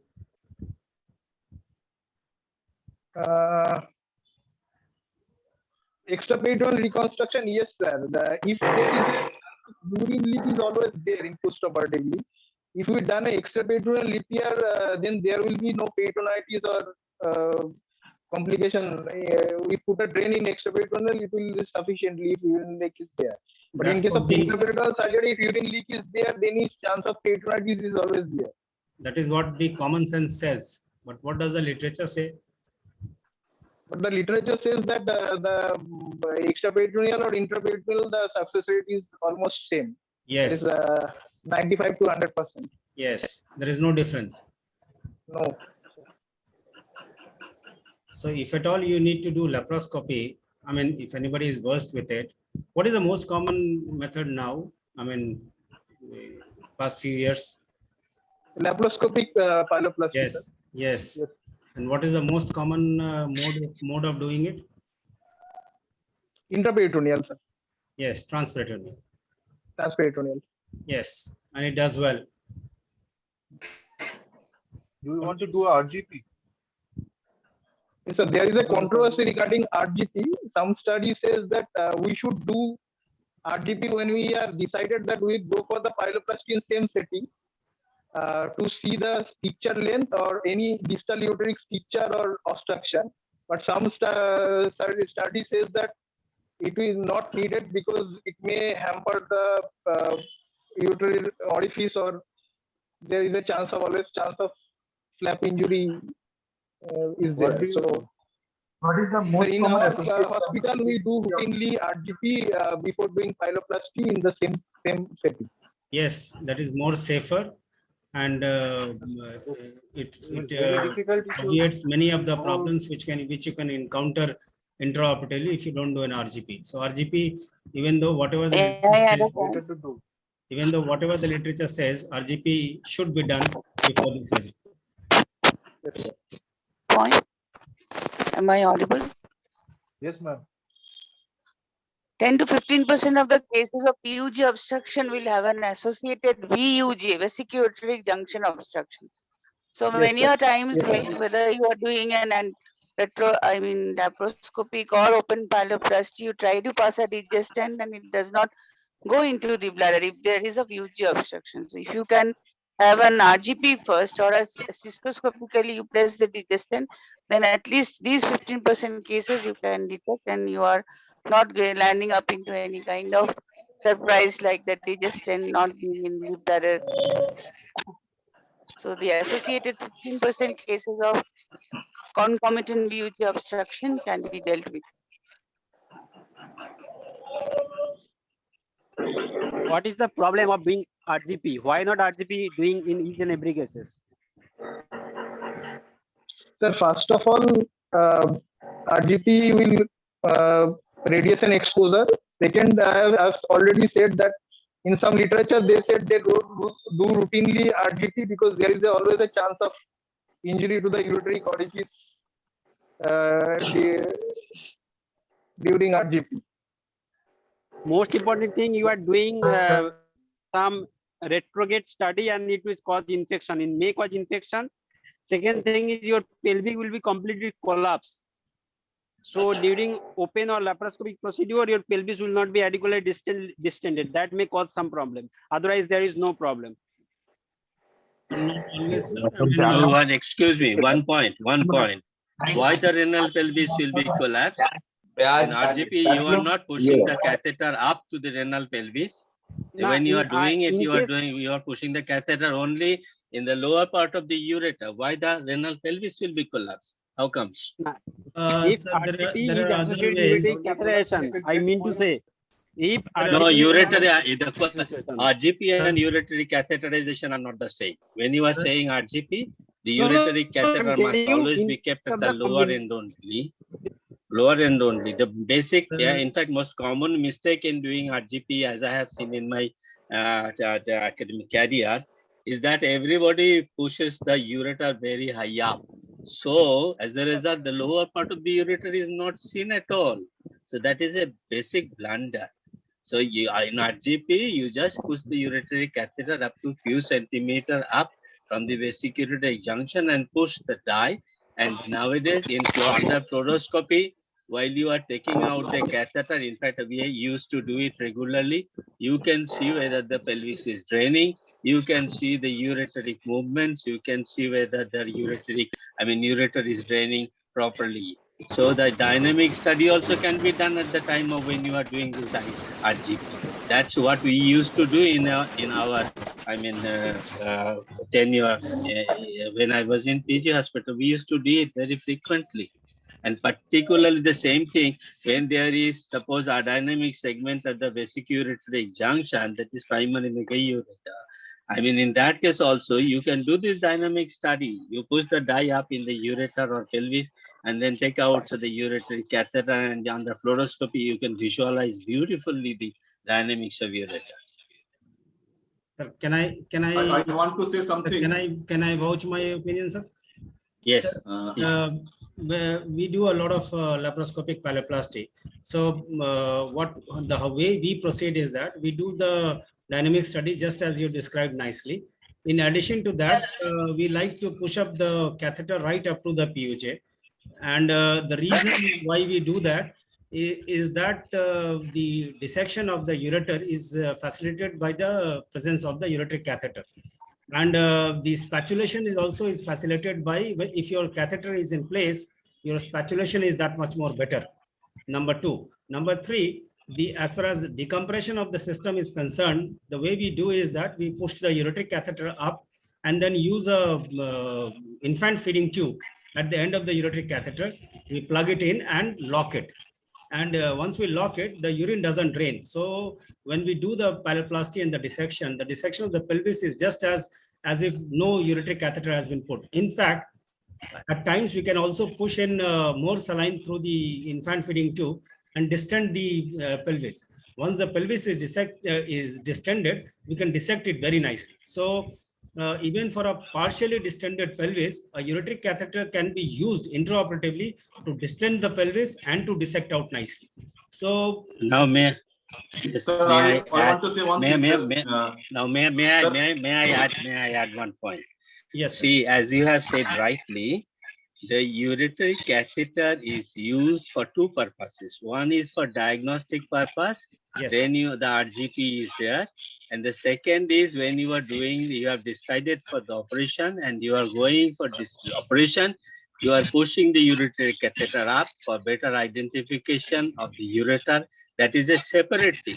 It has got nothing to do with the diagnostic part, that is RGP. For RGP, I will always keep the ureteric catheter low down. And secondly, for decompression, if you can push the ureteric catheter in the upper part of the ureter, but not directly into the renal pelvis, so that the renal pelvis remains distended, it will facilitate your dissection. At the same time, as the ureteric catheter is almost up to the region of the ureteropelvic junction, you can identify the ureter and you can take the advantage of pushing advantage of that. So in that case, you need not deflate the pelvis while you are primarily dissecting the ureter, dissecting the renal pelvis. So I'm not sure how this ureteric catheter, it is pushed up in the renal pelvis, deflating it, and then again inflating during dissection. How does it help? I will rather push my ureteric catheter just below the ureteropelvic junction in order to identify the ureter, and I will keep the renal pelvis dilated while I am doing the pyeloplasty. So I want to add something, sir. Can I say? Sir, I want to add something. Just a second. I completely agree with Dr. Jamal that what he's saying that is right. It is very useful to identify the ureter with putting the ureteric catheter. But there are two schools of thoughts. One is that what Jamal said is the Smith et al. The book of Smith et al. They are prescribing that you should put a ureteric catheter or stent. But there is another school of thought that you should not put any ureteric catheter in the ureter because it can cause ureteric injury and later ureteric inflammation. So there are two schools of thought. It should be clear that you can do it, go with ureteric catheter. You may not go with ureteric catheter also. So it should be clear to the students. Dr. Sanirmal, can I add just one point to what sir was saying?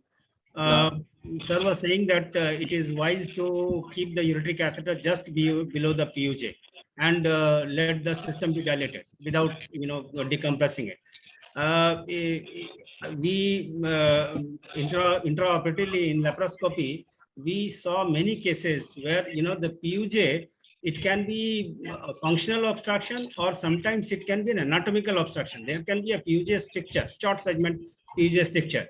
And if there is a PUJ stricture, if you try to spatulate it without any guide wire or a ureteric catheter inside, it is very, very difficult to do it. Yes. So over years, we realized that, if you push the ureteric catheter up, it solves your problem of spatulation.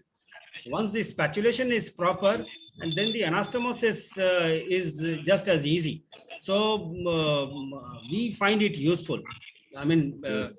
It is more prudent to put the ureteric catheter right beyond the PUJ. That's what I would say. Not below the PUJ. In fact, we like to keep it just above the PUJ. Yes. Another point is that, Dr. Jamal, in case of internal pelvis, yes, if you put some saline to ureteric catheter, the pelvis distance up, and then it's easy to take a exactly. That is yes. What I was saying. In fact, for many cases, we realize that the pelvis, which looks very inadequate, and it yes. looks that it is difficult to spatulate an anastomosis in such case. If you distend the pelvis, then yes, you realize the kidney, especially in kidneys which are malrotated. If you happen to do pyeloplasties, lap pyeloplasties in malrotated kidney, you will realize if you approach from anteriorly, the pelvis looks very small. But once you distend with saline and you try to go posteriorly, you see a huge bit of pelvis which is posteriorly located. And you can easily spatulate an anastomose. Once you see the pelvis, cut the pelvis, take a hitch stitch. Once the hitch stitch is there, even in malrotated kidneys, you find that the spatulation gap is there and the pelvis is adequate. So we find it very useful to keep the catheter above the PUJ, I would say. That's my opinion. And other people who are doing laparoscopic routinely can say how they feel. But this is what we have learned over the years. Yeah, in laparoscopy, putting a guide wire or ureteric stent is very helpful, especially during cutting the narrow or stricture part, as well as putting the stent also. But it Exactly. all depend on how you practice, even in experience, and sometimes everyone may not need this catheter, but initially it is better with the ureteric catheter or guide wire patient. It's not needed for See, the open surgery, but especially needed in laparoscopic surgery. see, I am not denying the importance of pushing the ureteric catheter for identification of the ureter. But what I wanted to mean, suppose there is a long segment stricture or very tight stricture at the, at EPUJ, ureteropelvic junction, trying to push the catheter itself will cause injury. One. Secondly, in any case, the strictured segment has to be excised. So if you push the catheter up there through the stricture and then try to excise it, whether you do it open or laparoscopic, it is not easy and you cannot do that. So in order to excise that segment, the catheter should not be, ureteric catheter should not be present inside this strictured segment itself. And laparoscopy, the identification, either laparoscopy or open surgery, the ureteric catheter which is pushed high enough, but not through the ureteropelvic junction obstruction itself, is quite sufficient. And another thing, while you are over distending the intrarenal pelvis or whatever it is, you must be careful not to disrupt the furnaces. The furnace rupture is another possibility. Sir, can I just add one more thing to this? Regarding the stricture part, there are two types of stricture that we are talking about. One is PUJ stricture, which is short segment about 1 centimeter at the PUJ. And the another type of stricture is that where there is a long stricture in the upper ureter. So these are two different strictures. Now, for a stricture, intraoperatively to identify till where do we do the spatulation, that is very important. And how do we identify that? One is we have got our RGP images. Okay. And secondly, once you put the catheter and the point where it stops going without dilatation, that is the point till which you have to spatulate. So once we start spatulating, we look at two things. One is the mucosal color. If the color of the stricture is relatively whiter than the normal mucosa, so we keep cutting the whitish mucosa till the point that we encounter a pinkish mucosa. That's the site where the ureteric, the lower end of the ureteric stricture is there. And secondly, the point where the ureteric catheter stopped by itself without forcing it, that's the point where the stricture is. So we can plan for long upper ureteric stricture, we can plan accordingly once we spatulate it. So I still would say that, no dilatation or forcing is done. What I mean to say is that once we try to deposit the ureteric catheter, we don't try to force it in, we just let it slide and let it be where it goes easily, wherever it goes easily. If it goes up to the PUJ, we stop at PUJ. We know that there is a stricture Yes, beyond. all right. No, agreed. Okay. Agreed. Okay, So we can go ahead, compromise sir. and not go ahead with to other discussion. not to prolong the discussion. Yes. So Okay, there is sir. a compromise. And Siddharth. Now you have already stated the principle of the pyeloplasty. Now, what will be your intra-op steps if your ureter is short or you have excessively cut the pelvis? How you will manage? Or if there is rotation of the ureter during anastomosis, how you will manage?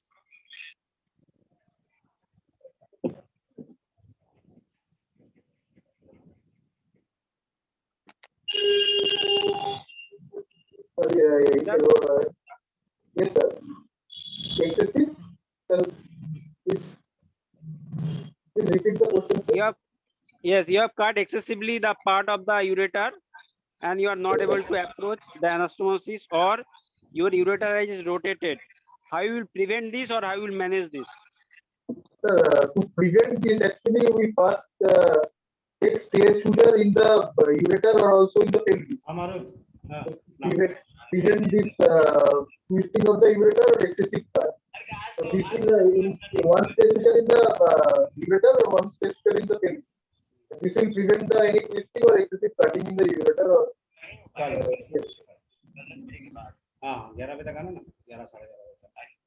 What is the blood supply of the upper part of ureter and why do you cut the ureter? Sir, we will cut the ureter in the lateral portion. So So blood supply of the upper ureter comes from the medially from renal artery branches. So we'll cut the ureter, saturate the ureter laterally. Describe the suturing technique or suturing material. Suturing in our institution, sir, we used 30 or 40 monofilament because the needle is very good here. First, we have to take the apex stitch at the lateral margin of the ureter, inside out to outside into inside out to pelvis, outside into the ureter. And after the apex stitch, we will do the posterior wall stitch first, then we'll put a digestate and then we'll put an anterior one. And if there is any excessive opening in the renal pelvis, we have to close that with intermittent stitch, or we can give continuous also. But the anastomosis should be always watertight, and also it should be dependent. We should always during anastomosis we should mobilize the ureter as less as possible. Also,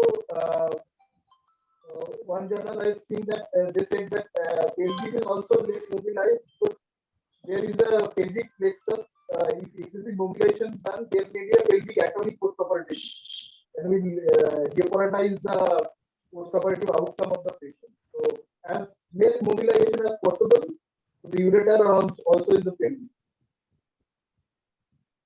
So, what will be the stent size in a 7-year-old child?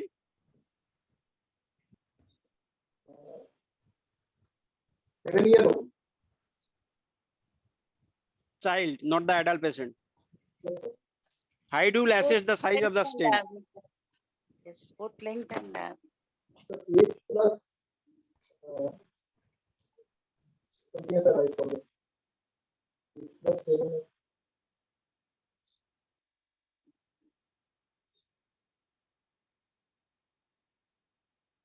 What is the smallest size?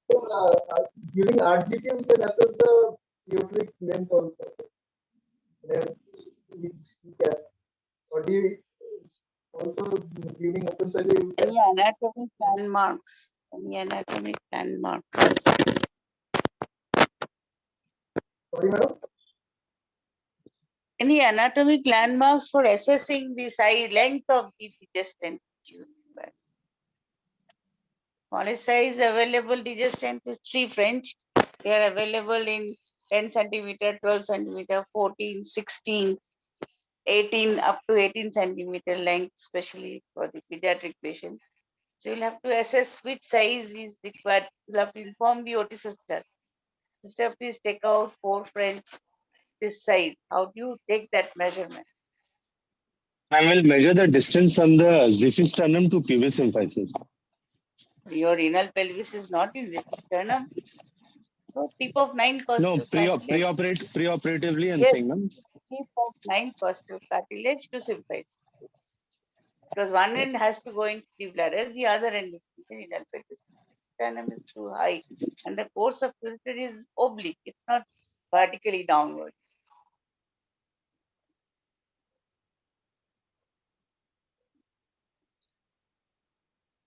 So, will you put a drain after the anastomosis? Yes. In our institution, we always put a drain.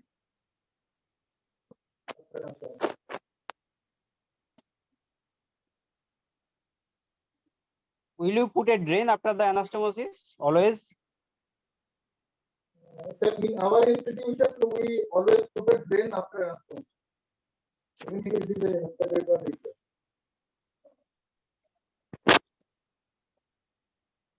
The putting a drain always is not mandatory if it is an uncomplicated case and the anastomosis has been done well in a watertight manner. Then drain can be avoided with stent in situ, but usually we have a practice of putting drains. Why? Because if there is, however watertight you may be making while operating, it's not possible to make it absolute watertight. So you put a perinephric drain so that there is no collection of urine collection around your anastomosis. Because if there is an urinoma around your anastomosis, subsequent stricture formation and recurrence of PUJ much higher. You can get away without putting a stent if you have a perinephric drain. Stent is not mandatory. Perinephric drain is mandatory. That. Am I audible? Yes. Am I audible? Somewhat. Ma'am, if after doing the final stage, stent is being put, I want to ask the students whether if the stent doesn't go to the bladder, how will they proceed?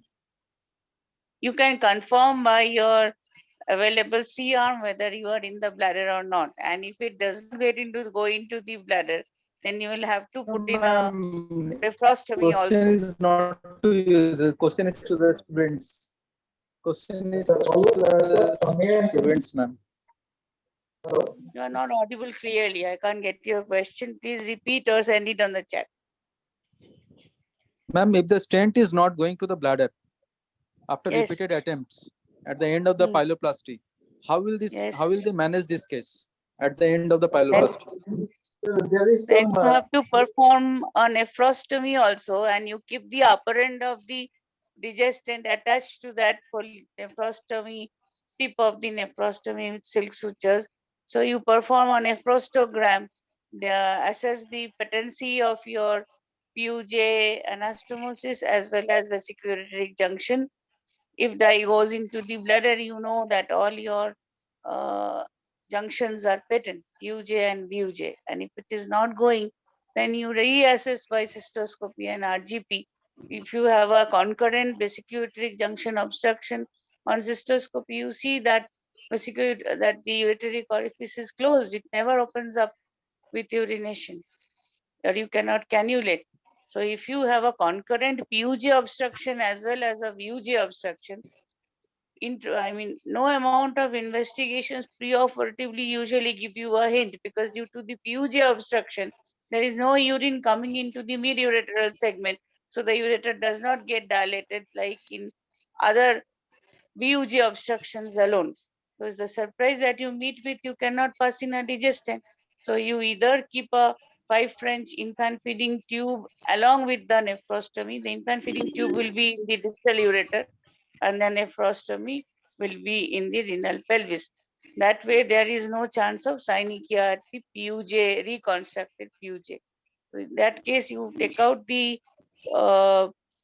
transanastomotic stent first, perform a nephrostogram, and you raise up the nephrostomy tube, the connecting tube, above the level of the patient's bed or around his shoulder, so that by gravity urine goes transanastomotic and not into nephrostomy bag. If the patient does not complain of pain or there is no fever or anything, the nephrostogram shows dye flowing into the bladder nicely. In that case, you know that there is no, before the advent of digestant coming in situ, that's how we used to do PUJ reconstruction with 2 tubes method.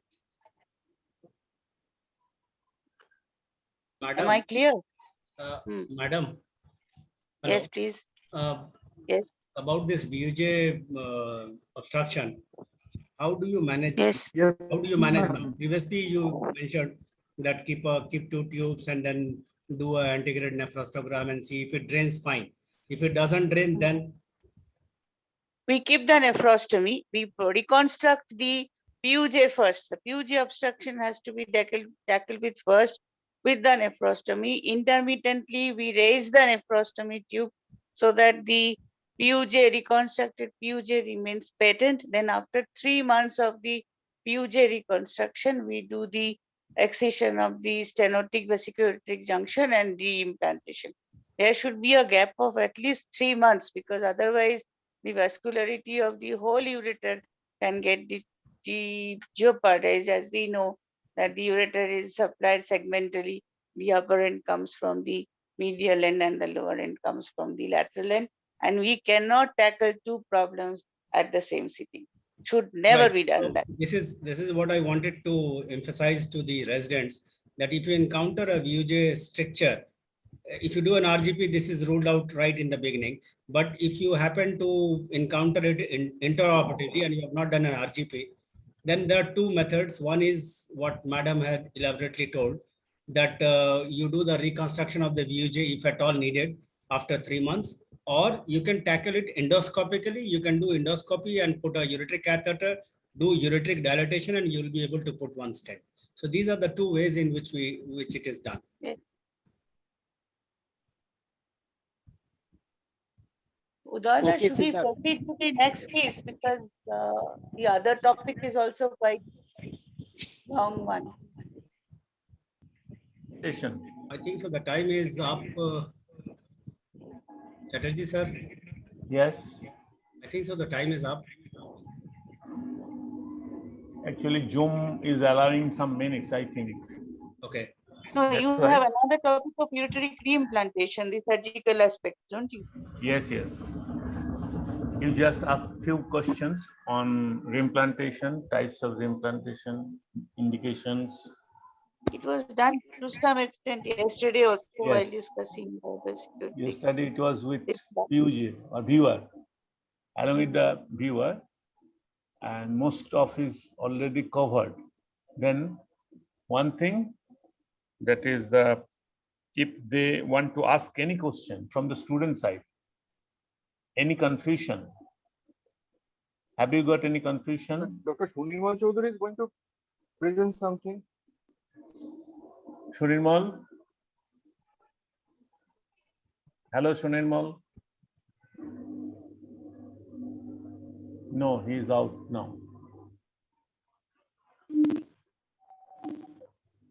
Sir, any question? Yes, yes. Yes, sir.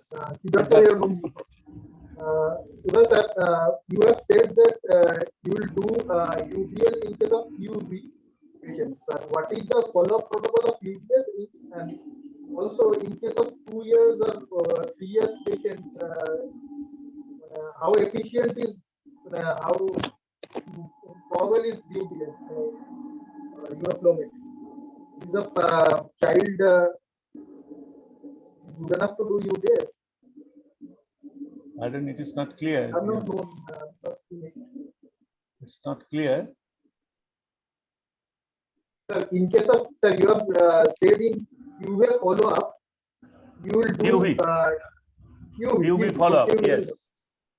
You will do UBS at 2 years, and thereafter yearly, I think. What should be the follow-up protocol? I want to know. And in case of small child, I would. Yes, one thing that is the for PUV, our target or our goal is to preserve the kidney function.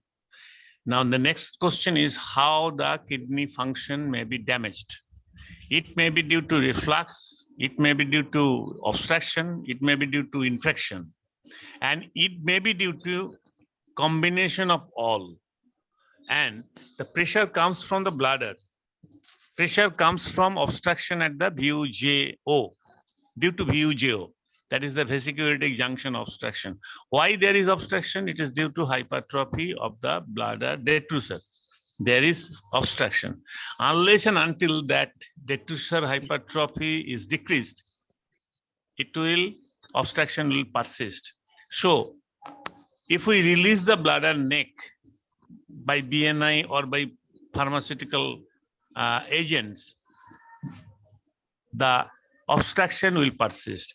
And after using the pharmaceutical agents, you have to confirm that we have released the pressure by UDS. Now, it is not possible to do very frequently, UDS. But you have to guess. Protocol will be same for the adult and children also, sir. Or we need to sedate the patient or something like that. Actually, in this regard, there is no standard protocol. Most of the management for posturatal valve is confusing. Okay, that's why there is no standard protocol. Your principle is to focus on to relieve all those conditions. Now you have to judge how frequently you can do. It is not written in Campbell or any other books. Okay.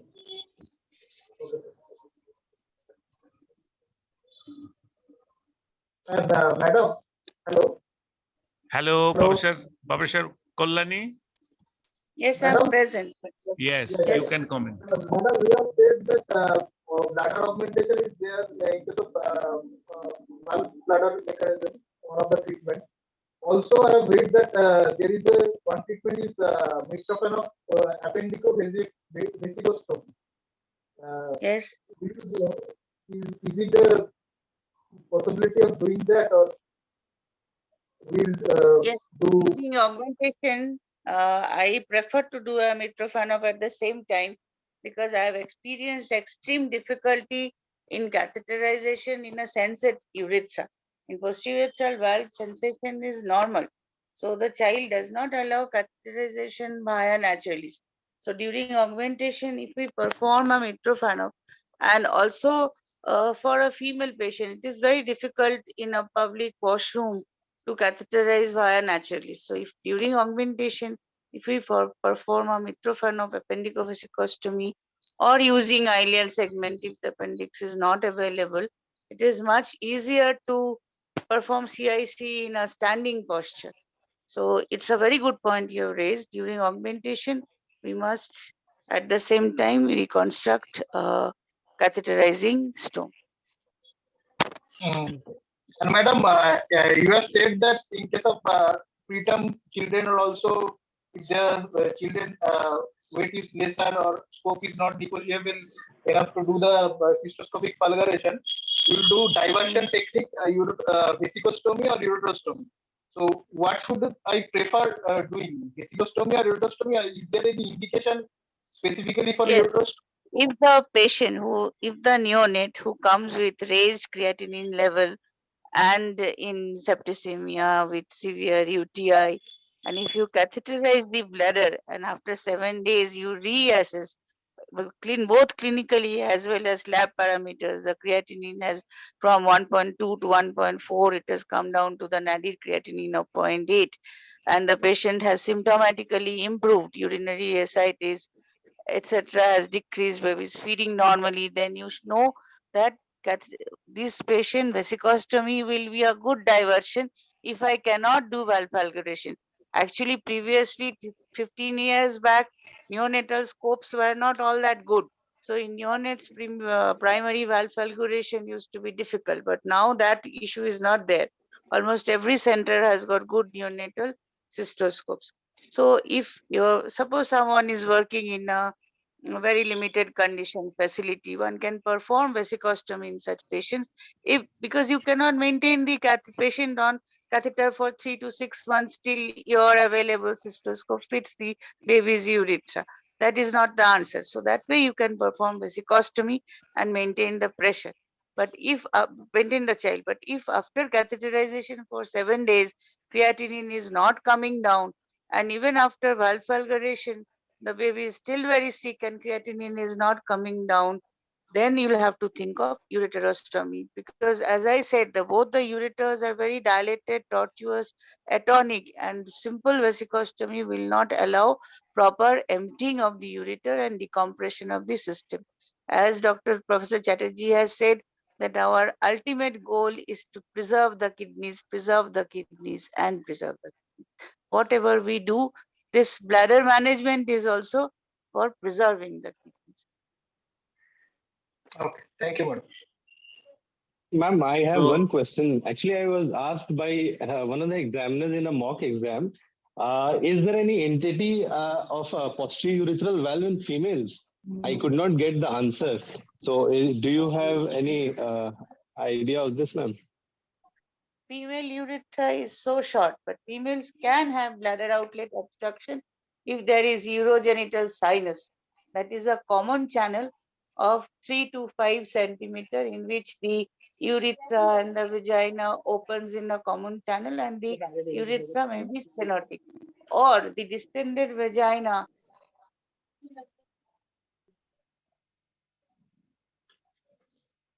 Udayata? reduction in females. Yes. But there is May I present? no Yes, you present. So please share my screen.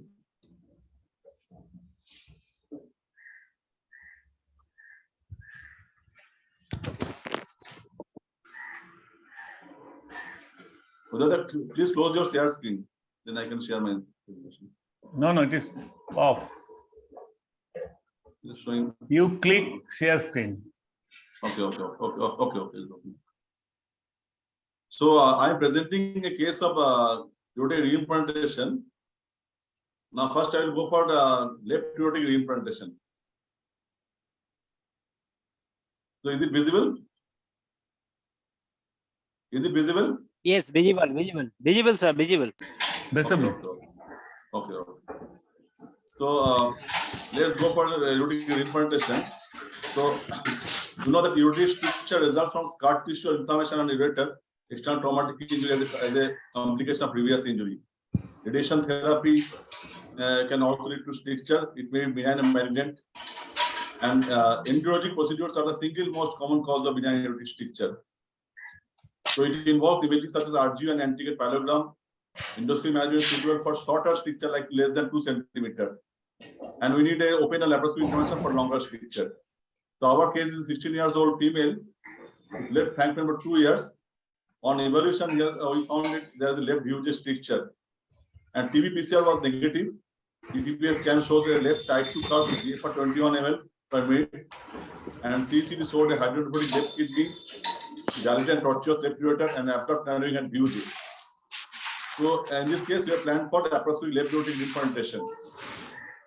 So this is a CT picture. I think it is very, it is not visible as well. So we have planned this. And for left aortic implantation, our port position is like this. The port placed the camera port and two pararectal ports, and we have planned for modified least ureteroneocystostomy. Our total operating time was 150 minutes. There was no perianesthetic, there's no periodic anesthetic or surgical complication. So I will now show the video.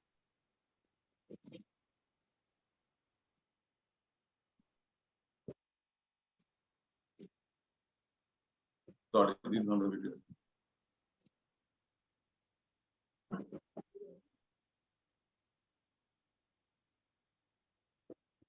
So is it visible to everyone? Yes. So we are first putting a aortic catheter. It is just going to the VUJ only, not for the whole length.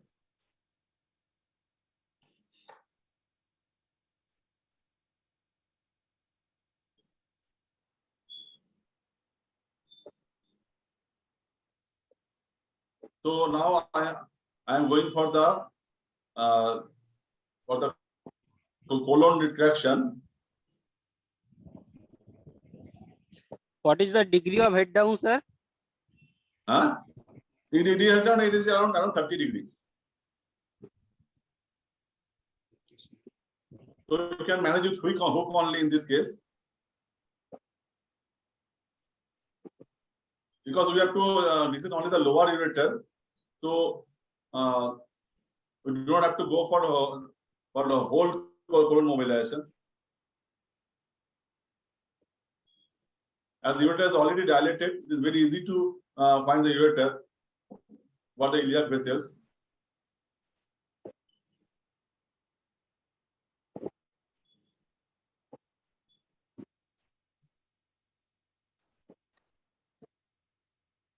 The harmonic is useful in this case. So you can see the dilated, how much it is dilated. It is a hugely dilated ureter. Sometimes ureter is bowel is mismatched as ureter in this case, especially small child, sir.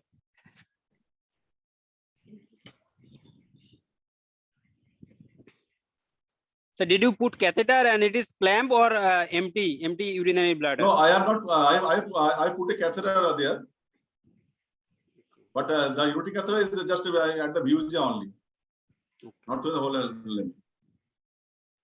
So now we are going for the bladder dissection.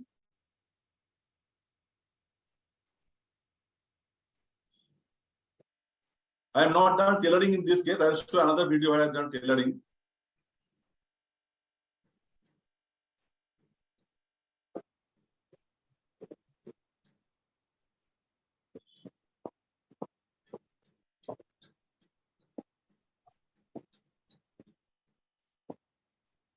Sir, can you just tell me the landmarks for the resident? Where should we exactly look?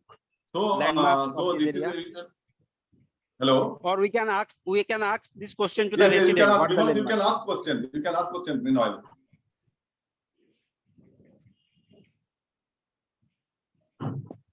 I am putting a clip in the lower part of the ureter, where I plan to cut the ureter.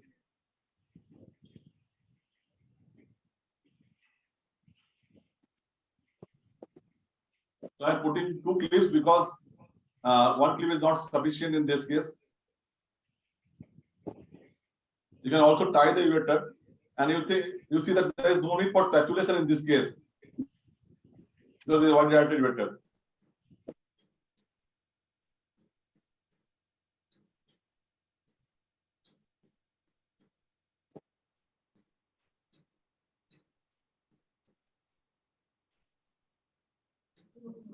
Vimalesh, you can ask question to the resident only. Vimalesh? Yes, sir. Yes, sir. So now you can see the mucosa sprouting.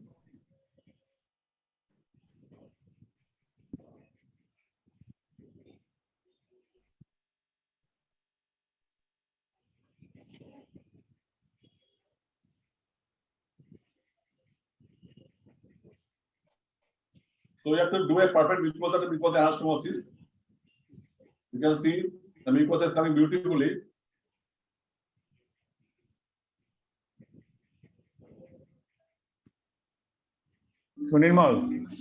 Yes. Can you hear me? Yes, One sir. thing, that is you told it is the modified Leach-Greger. Then yes. For the students, you just clear whether what is Leach-Greger and what is modified Leach-Greger. In the hello. Hello. In this case, we have done. We have not. We have cut the ureter. We have cut the ureter. We have not kept the ureter as it is. We have cut the ureter, and we are putting the stitch on the anterior bladder wall. These are the and we are not making any tunnel because this is a very short. Actually, this is a very short tunnel. We are not not doing a long tunnel. As for it is a refluxing anastomosis. So that means you are describing the wheat gel. Actually, Leach-Greger is non-dismembered reimplantation, and wheat gel is dismembered reimplantation. Yes. Wheat gel so is so it can also it is wheat gel, and you can also say it is a modified Leach-Greger. No. Both are applicable. Sir. No. Actually, wheat gel is older. 1896. Wheat gel first described this procedure. After that, it is the 1896, and after that, in the 1950s, yes, sir. Leach-Greger described his procedure, yes, and sir. he kept the ureter non-dismembered. Yes, sir. That's no, sir. why As the Leach-Greger procedure is more popular, so people say it is a modified Leach-Greger, sir. I completely agree with you. It is a wheat gel procedure. After that, it got popularity. At the year of 1960, particularly in the transplantation, what is done in transplantation is the wheat gel, not the Leach-Greger. Leach-Greger is not possible in transplant surgery. Is it? Yes, sir. Yes. So I am making a short tunnel here. You can see that I am clothing the Dr. Chatterjee, sorry, Doctor. Yes. Dr. Yes, sir. Chatterjee, yes. The Leach-Greger, one is extra, vesical, the other is intravesical. Is there something like that? Both are extravesical. But in this case, particularly, this one is intravesical, isn't it? No. This is the extravesical. Leach-Greger and wheat gel, both are extravesical. No, in this particular case, what I mean. In this particular case, no, that was cystoscopy. They showed the cystoscopy. Ureter was visible. After that. No, now there is anastomosis, the laparoscopic, this reimplantation. Yes, it is outside, from outside bladder. You can see the. So I'm putting in then, this is the final port position. So Shunilmal, this is over. I'm make it showing clear. Make it clear that it is extravesical procedure, is it not? Yes, sir. This is extravesical Professor procedure. Chakraborty asking. Yes, it is extravesical procedure, sir. Both Lisgager and Utisel is extravesical procedure. Actually, on endoscopically, serosal surface is looking just like mucosa of the bladder. That's why it was confusing to Professor Chakraborty. That's why he is asking. It is Yes, I could see this mucosa inside this. Yes, yes. Mucosa of the bladder. That's why I'm asking. Okay, sir. So now I go for a right ureteric implantation in mega ureter case, where I have done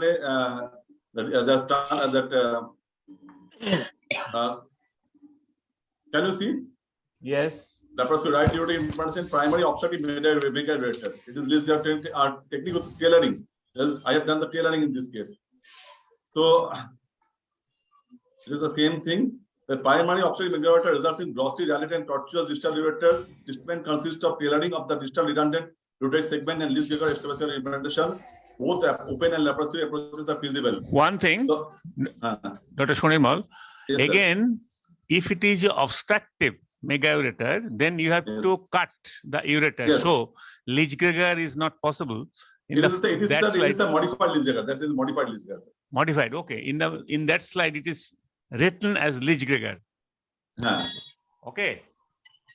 Yes, sir. So our case is 10 years old male with no comorbidities with right flank pain for 4 years. Now ultrasound showed right gross hydronephrosis with dilated right ureter. IV sign of right-sided mega ureter with moderate hydronephrosis, and RDP there is sign of stricter near VUJ. So this is the case. Can you see that right side is ureter grossly dilated? Can you appreciate? Yes, yes. Why are you calling it a mega ureter? Is there any? It is hydroureter or mega ureter? It is a mega ureter case. It is more than 7 centimeter ureteric diameter. That's why the criteria is it should be more than 7 centimeters. 7 centimeters. Okay. 7 millimeter. 7 millimeter. Yes. Millimeter. Okay. Okay. So this is our RGB finding. You can see that there is lower end is obstructing and there is a widely dilated ureter. This is the RGB finding. So this is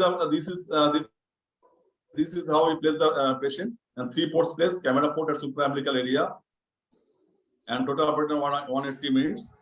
So I will now show the video.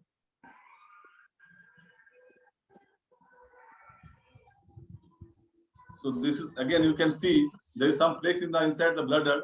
They're putting the ureteric catheter for RGP.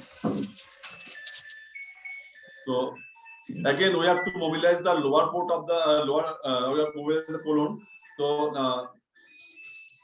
they are giving incision on the line of torque at the lower part. And is there any difference in management for hydroureter or in the mega ureter? Yes, sir. Mega ureter, you have to tailor the ureter, sir, because ureter is very, very spatulous, and there is chance of reflux also in this ureter. That means tailoring is the differentiating point.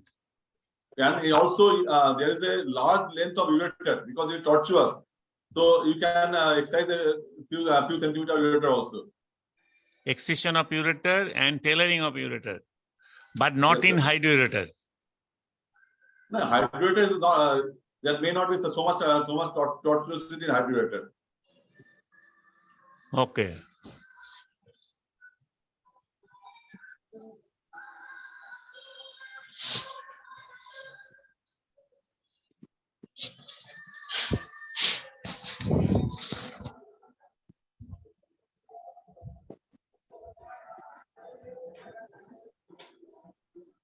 So about the external iliac vessels, you can find the ureter easily.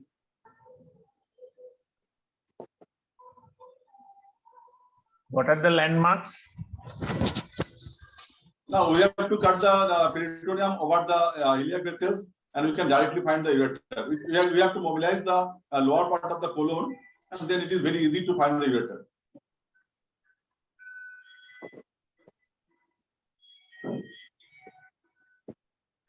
So you can appreciate there is a lot, ureter is very much tortuous. So harmonic is useful in this case to mobilize the lower part.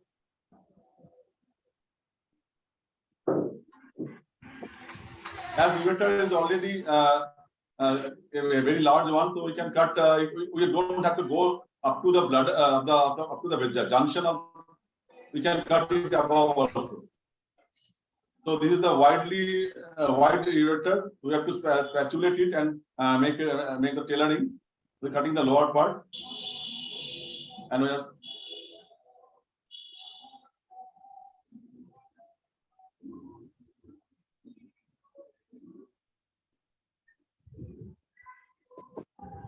We are planning for tailoring here.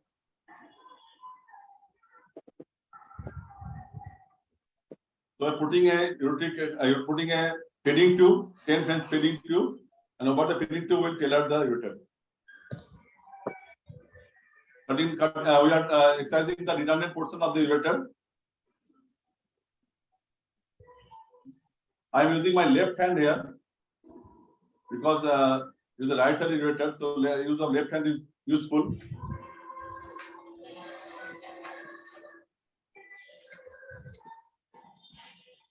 I already told you that you can excise the extra portion of ureter here.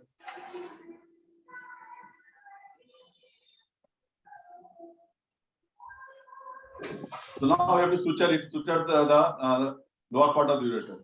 Yes. On 10 French. Over the 10 French feeding tube.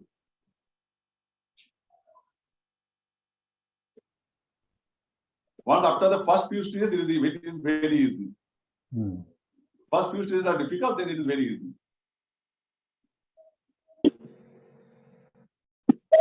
Rest of the procedure are the same as the opposite side. Yes. After the first few stages, you make the ureter. How to follow up this patient? The follow-up is we usually follow up with the first follow-up with urography, only CT urography, and then also we follow up with if needed we can go for an MCU. That is first we go for CT cystoscopy, then we will go for MCU. Sir. Anything else?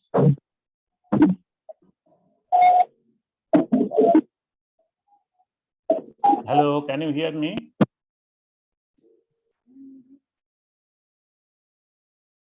Hello. So I am stopping here because the rest of the procedure is same. Yes, yes. You stop it here. So, and the follow-up, regarding follow-up, it is the MCU and CT Euro. Yes. Anything else? If needed, cystogram. Pardon? So, MCU and CT urography, sir, is enough. No, one thing I have initially told that our target is to keep the kidney function preserved. Yes, in every operation of pediatric urology. That's why before the surgery, what was the function, and after the surgery, what is the function is persisting. We have already done DTPA, sir. We have already done DTPA before. In the follow-up, I think for the student, the DTPA is must. Yes, sir. Yes, I missed it. DTPA is must. I am sorry, I missed it. DTPA is must. Yes, sir. yes. MCU, whether it do or not, no matters. CT, IVCTU, no problem. But you have to go for DTPA scan. Okay. Anything from Bimolesh or Sir? Professor Chakraborty? No, I was just wondering, Sunirmal, what camera and this monitor you have used? It was so excellent. Even from the outside, it was looking almost as if the mucosa, internal mucosa is being seen. Yes. It is your compliment. Clarification is optical clarification is so nice. What camera system and what was the monitor? No, sir, it is not to be disclosed. Huh? Not to be disclosed. Even from the serosal aspect, in one when a quick glance, it looked as if when you were handling this column, it was looking almost like mucosa. But anyway, very good pictures, really. Yes, Quality very good pictures, presentation. excellent. Yes, good I presentation. want to ask the students, what is the principle of tailoring? What You have types of kept tailoring the are there? stand, Sunilmal, you have kept the stand, isn't it? Yes, sir. Yes, sir. This 10 for stand you have 6 not weeks, shown. sir. Achha. So what is the principle of tailoring? How many types of tailoring are there? Kamle is there. Kamle, you are attending this. Vaibhav Kamle. Who are the students here now attending this? Sir, there is one is plication, one is tailoring. There is two types of plication is there. One is start and one is HQC. And tailoring and tapering is there. If there is too much redundant pelvis over a 10-inch feeding tube or something. It is called hindrance, I think. Yes, I think it is Henry. Yes. Kalisinski and Henry. Okay. What are the plication? What is the name of plication? Plication two types. One is start plication, one is Helsinki plication. Yes. So what do you prefer? A tailoring or plication? And where do you prefer? Sir, I will always prefer tailoring, because in case of plication, there is always a redundant pelvis is there. A redundant ureter is there, and it will cause a maybe future obstruction, or yes, it will cause obstruction. But regarding vascularity in excision procedure, that is also compromised. Yes. Yes, sir. How it helps this tailoring of the lumen? How? Why tailoring? Actually, the peristalsis needs coaptation to propagate the urine. When the lumen is less, radius is less, coaptation is more or rather adequate. That's why it is necessary. Is it? Yes, sir. Sonirmal, is it correct? Coaptation is one important point, sir. Yes, sir, rightly. And another thing is that the more wider the ureter, more chances of reflux, more chances of ureterostasis, and more chances of infection is there. Yes. And to make the tunnel, it will be difficult. Yes. Dr. Chatterjee, this coaptation is most important for the urodynamics for propulsion of the boluses of urine from one segment to another segment. For that, they need to touch each other. The walls, opposite walls, they need to touch each other. Yes, sir. That's why this coaptation is important for bolus propagation. Yes, sir. But of course, this, as you have pointed out nicely, whenever you go for excision, there is always chance of compromisation of the vascularity. Next, Thank you. Well done. Any queries? Thank you, sir, for active participation. Sir, I have one question. Hello? Hello? Yes. Hello? Yes. Yes, sir. I just want some about the Lisch-Gregor and the modified Lisch-Gregor. I'm a bit confused. So Lisch-Gregor is non-dismembered reimplantation. Yes. And the modification is, whether it is dismembered or dissection is done beyond the VUSF. Say one thing, this primarily, I think this non-dismembered and this came from the vesicuratory junction of reflux. One was specifically meant for the reflux surgery, and the other is for the obstruction. Yes. These are the two most important basic fundamental things. When there is obstruction and stenosis segment, you will have to excise. So the question of non-dismembered does not arise at all. When in the vesicuratory reflux, in order to make the tunnel little longer, you can go for this extra vesical tunneling and non-dismembered tunneling and ureteroneocystostomy rather. It is not exactly neocystostomy. It is just you are making this tunnel bigger from extra vesical aspects. So now, when we say modified Lisch-Gregor, sir, what do we mean? That is what I want. Well, that ask Sunirmal will be the person to answer. Yes, in case of Lisch-Gregor, you are not going. You are not doing it. You are not cutting the ureter. In case of modified Lisch-Gregor, which is which is like Udzel. You are cutting the ureter, okay, and you are making a tunnel in a new place, not the original one. So these are the modifications. So Nimal, I wonder why this word least Geiger will at all be utilized when you are just cutting and dismembered, and why this word least Because Geiger it's popular, modified sir. question comes This at word is all. popular, sir. No. Least Geiger is absolutely a different idea. So whenever you are excising and cutting and all these things, the question, I think the word least Geiger should not be used. You might say it is reimplantation of the ureteroneosis custom. Why use this word modified least Geiger? It makes only because the more most popular confusing. It adds more to the confusion. That's why I am asking whether these terms should be used. In book it is written only as the modified least Geiger. Forgive me. Okay. Thank you everybody for participation. Sir, hello. Hello. Sir. Yes. Bimala sir is there. Bimala sir is there. Yes. He is there. Bimala sir. Hello. Hello. You have asked about. Hello. Bimalesh. Can you hear me? Bimalesh, I think he has left. Sir, anyway, Udar sir, you can take the questions. Sir has asked me. Asked, hello. Hello. Bimalesh is there. Okay, very much. Yes, sir. Yes. Sir, you take this question. Yes, sir.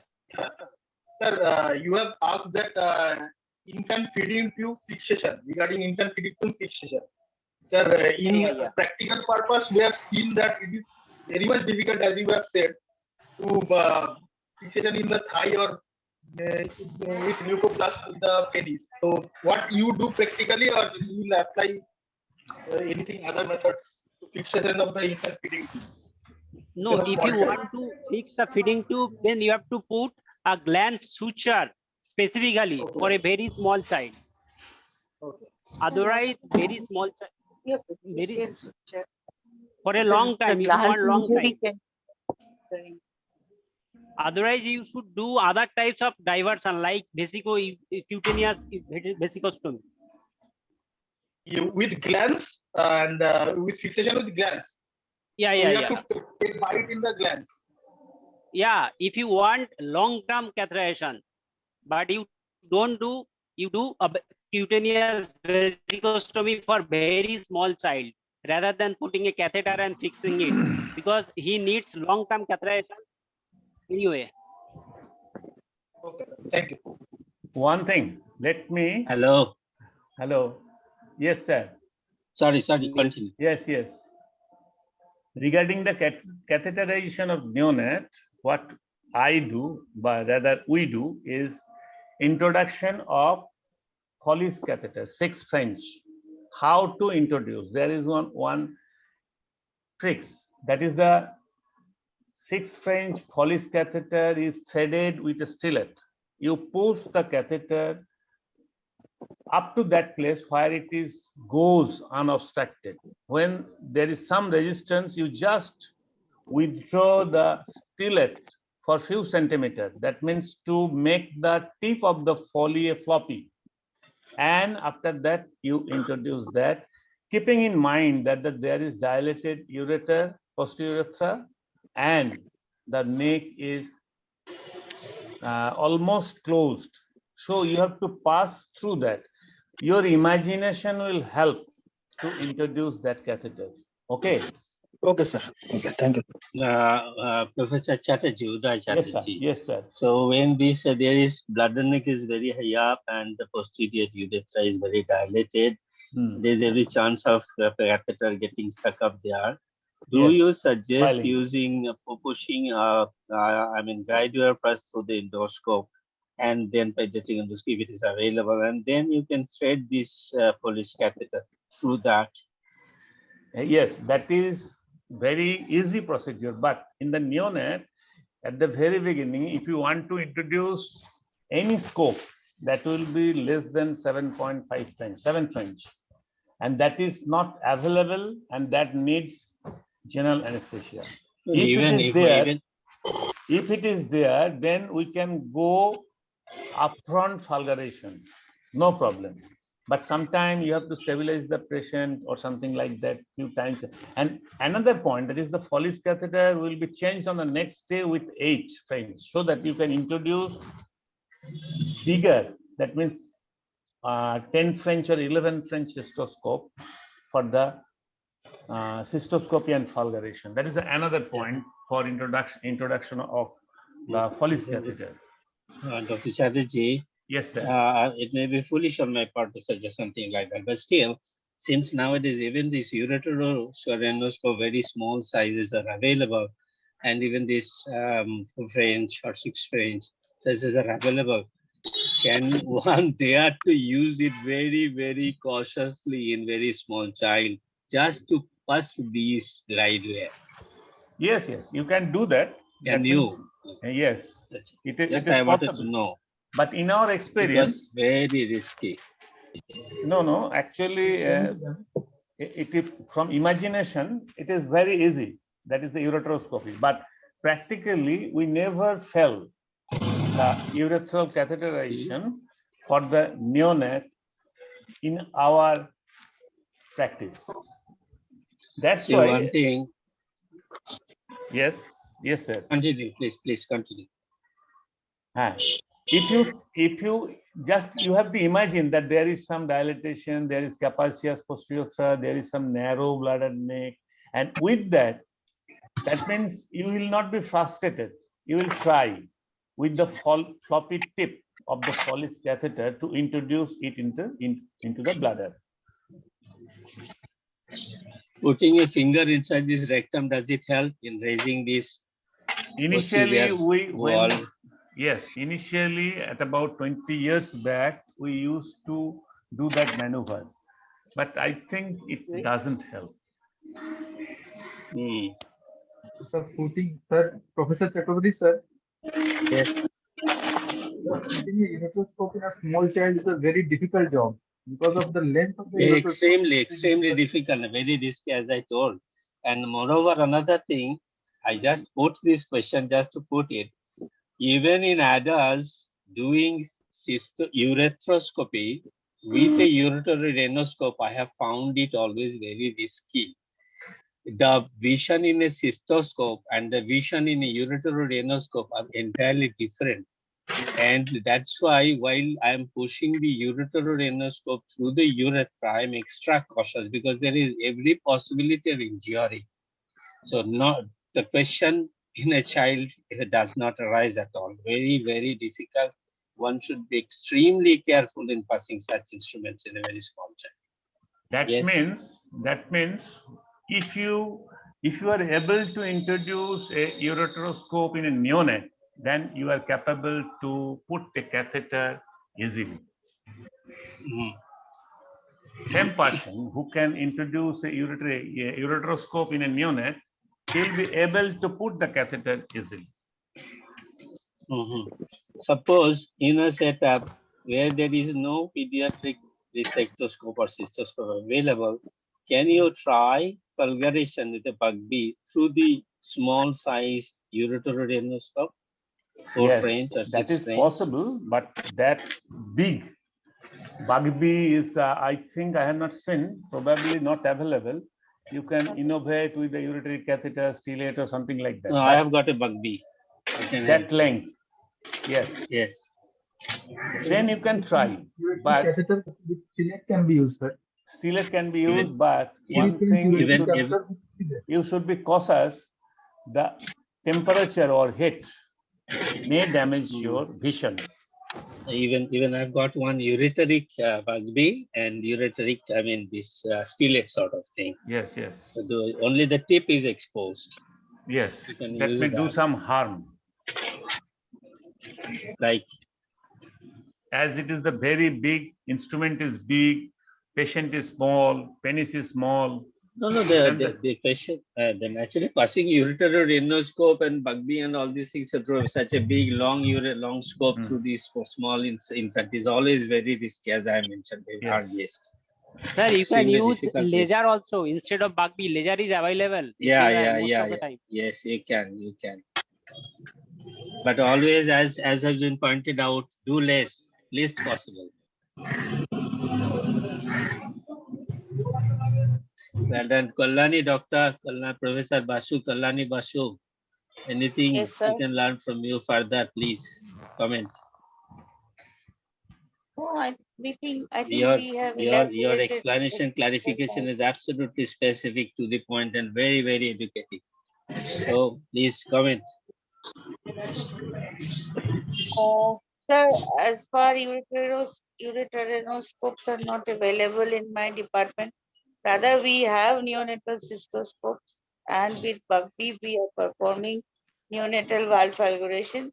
But as you said, we do minimum, and what I have experienced, so it is much easier to perform a falguration with a reflectoscope than with a Bugby, because with a reflectoscope you can hook and then you fulgurate. But with Bugby, the valves are floppy and it's flowing, it's not stable. So you have to be very careful and just touch the tip of the Bugby with the valve and be sure that the exposed part of the tip of the Bugby is not touching the neonatal cystoscope at any point. Then the whole machine will, the whole apparatus will be destroyed. So you have to be And possibility of stricture.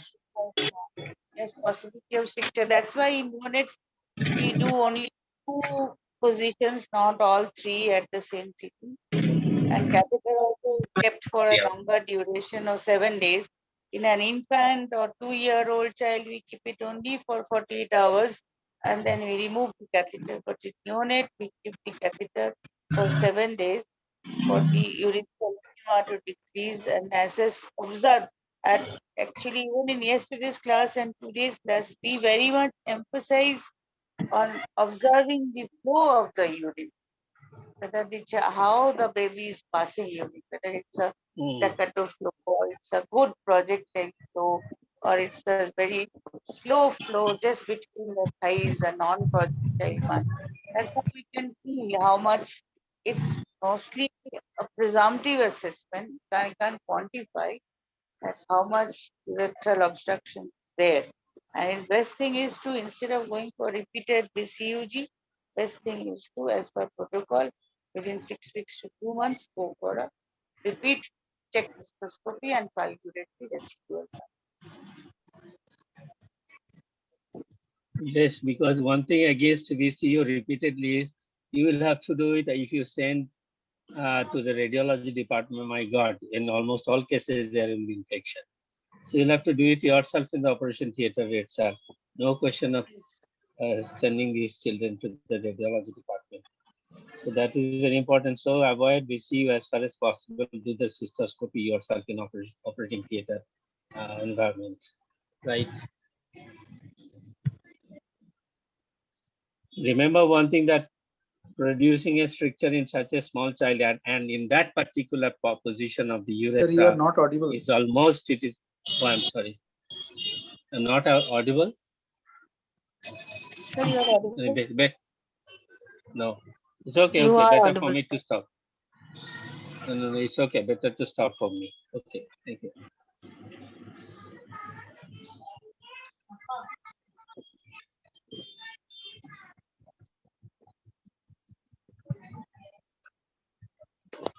So Professor Udayada, Dr. Chatterjee, and we conclude today's session. Yes, sir. Yes. Professor Day is there for his There concluding is remarks. hello. Yes, please. There is one Am I confusion audible? regarding continuous antibiotic prophylaxis yesterday. So what should we say in the exam? Is it up to 5 years or up to toilet trained? Or what is the antibiotic? Is there any antibiotic which is preferred or something like that? Yes, for less than 6 months old, we cannot use the combination of trimethoprim and sulfamethoxazole. And only trimethoprim, which is safer in less than 6 months, is not always available also. And if trimethoprim is available, you can use it 25 milligram per kg body weight half of that dose, that is 12 and a half, only at bedtime, since reflux is mostly occurring at the bedtime. But as Professor Chatterjee has said, that there is very poor compliance regarding continuous antibiotic prophylaxis, and breakthrough infection rates are quite high.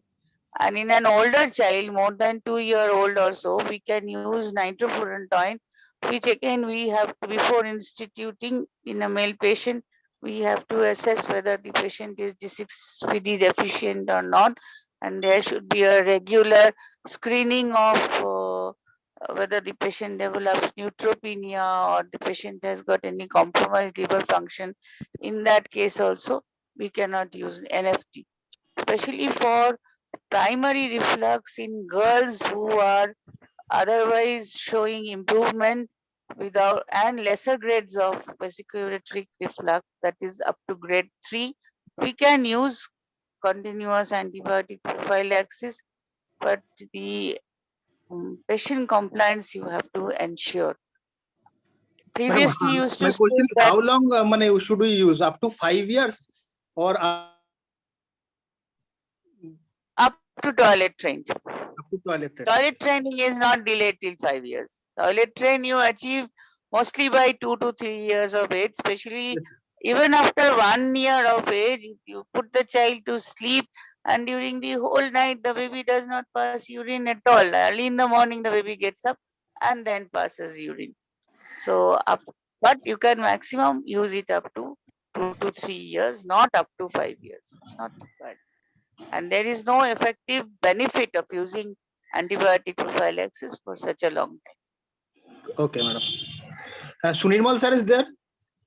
Sir? Sunirmal sir? Yes. Sir, yesterday regarding ureteric reimplantation, there is one sector that says vesicoscopic ureteric reimplantation. Yes, is there yes, yes. specific is there any specific indication for it, or no, actually, some pediatric surgeon prefer vesicoscopic reimplantation because they want to replicate the open implantation, because you know that in especially the pediatric surgeon, we always prefer the least repair more often, but the pediatric surgeon prefer that Cohen's or Glass Anderson. Okay. So in pediatrics, I have seen the pediatric surgeon many pediatric surgeons, particularly in southern states, they used to do that transvesical Cohen's repair. Okay. There's so no that such. may be I done don't know if route there's any also. indication or not. Okay. Because you know that least is very easier to do in laparoscopically, and transvesical is not a very easy procedure. Cross-trigonal transurethral, because you just can't have the only diagnostic port, you have to have the operating port also. So it's easier to do transvesical than going transurethral. You can only have the diagnostic. That's why yesterday there is a called vesicoscopic. I think it will be very difficult thing to do. When we can do it transvesically.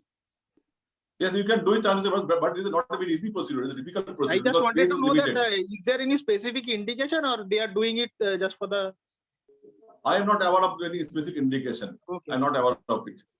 No, this is one of the innovation basically. Is a vesicoscopic means is minimally invasive, and there will be no extravesical, not only extraperitoneal, there is no extravesical dissection or something also.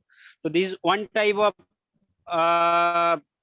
ureteric reimplantation which is popularized mostly by the pediatric urologist or pediatric surgeon in minimally approach, but nothing else. Indication and all other almost same. Is the only the approach or technique. Yes. One thing that is the indication of transvesical, the indication is that sometimes there is previous operation, that is the anorectal pull-through or ARM or something like that. In leech rigor, you have to dissect the extravesical neural elements, but in transvesical, that is not needed. That's why the bladder function is better on transvesical or the intravesical reimplantation. That is, And yes. One thought And behind specifically, this. this can be done on in pediatric patient only. It will not possible for adult patient because the bladder will collapse in adult patient and go down. It will be a fixed structure for instrumentation like laparoscopy. But in pediatric patient, the bladder, you can stitch the small and thin abdominal way with bladder wall. Very definitely to fix the bladder and put the scope or the trocar, go in, go out.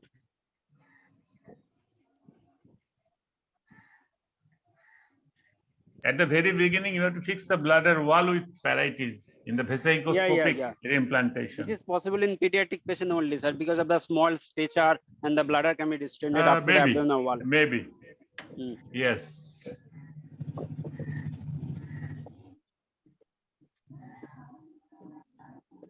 Ranjan sir. Yeah, have you finished your long marathon pediatric surgery training for the students? I think thank you very much, Udaya, for taking so much of trouble, but I must thank Dr. Professor Kolani Basu for to be with us and really imparting great knowledge to the students, Sunirmal, Harshad, every other teachers and our students have done excellently well in last 2 days, and extremely I have also learned so many things over these 2 days. Thank you very much, and we hope we next in term you will all continue with this effort so that the student can prepare themselves for the examination.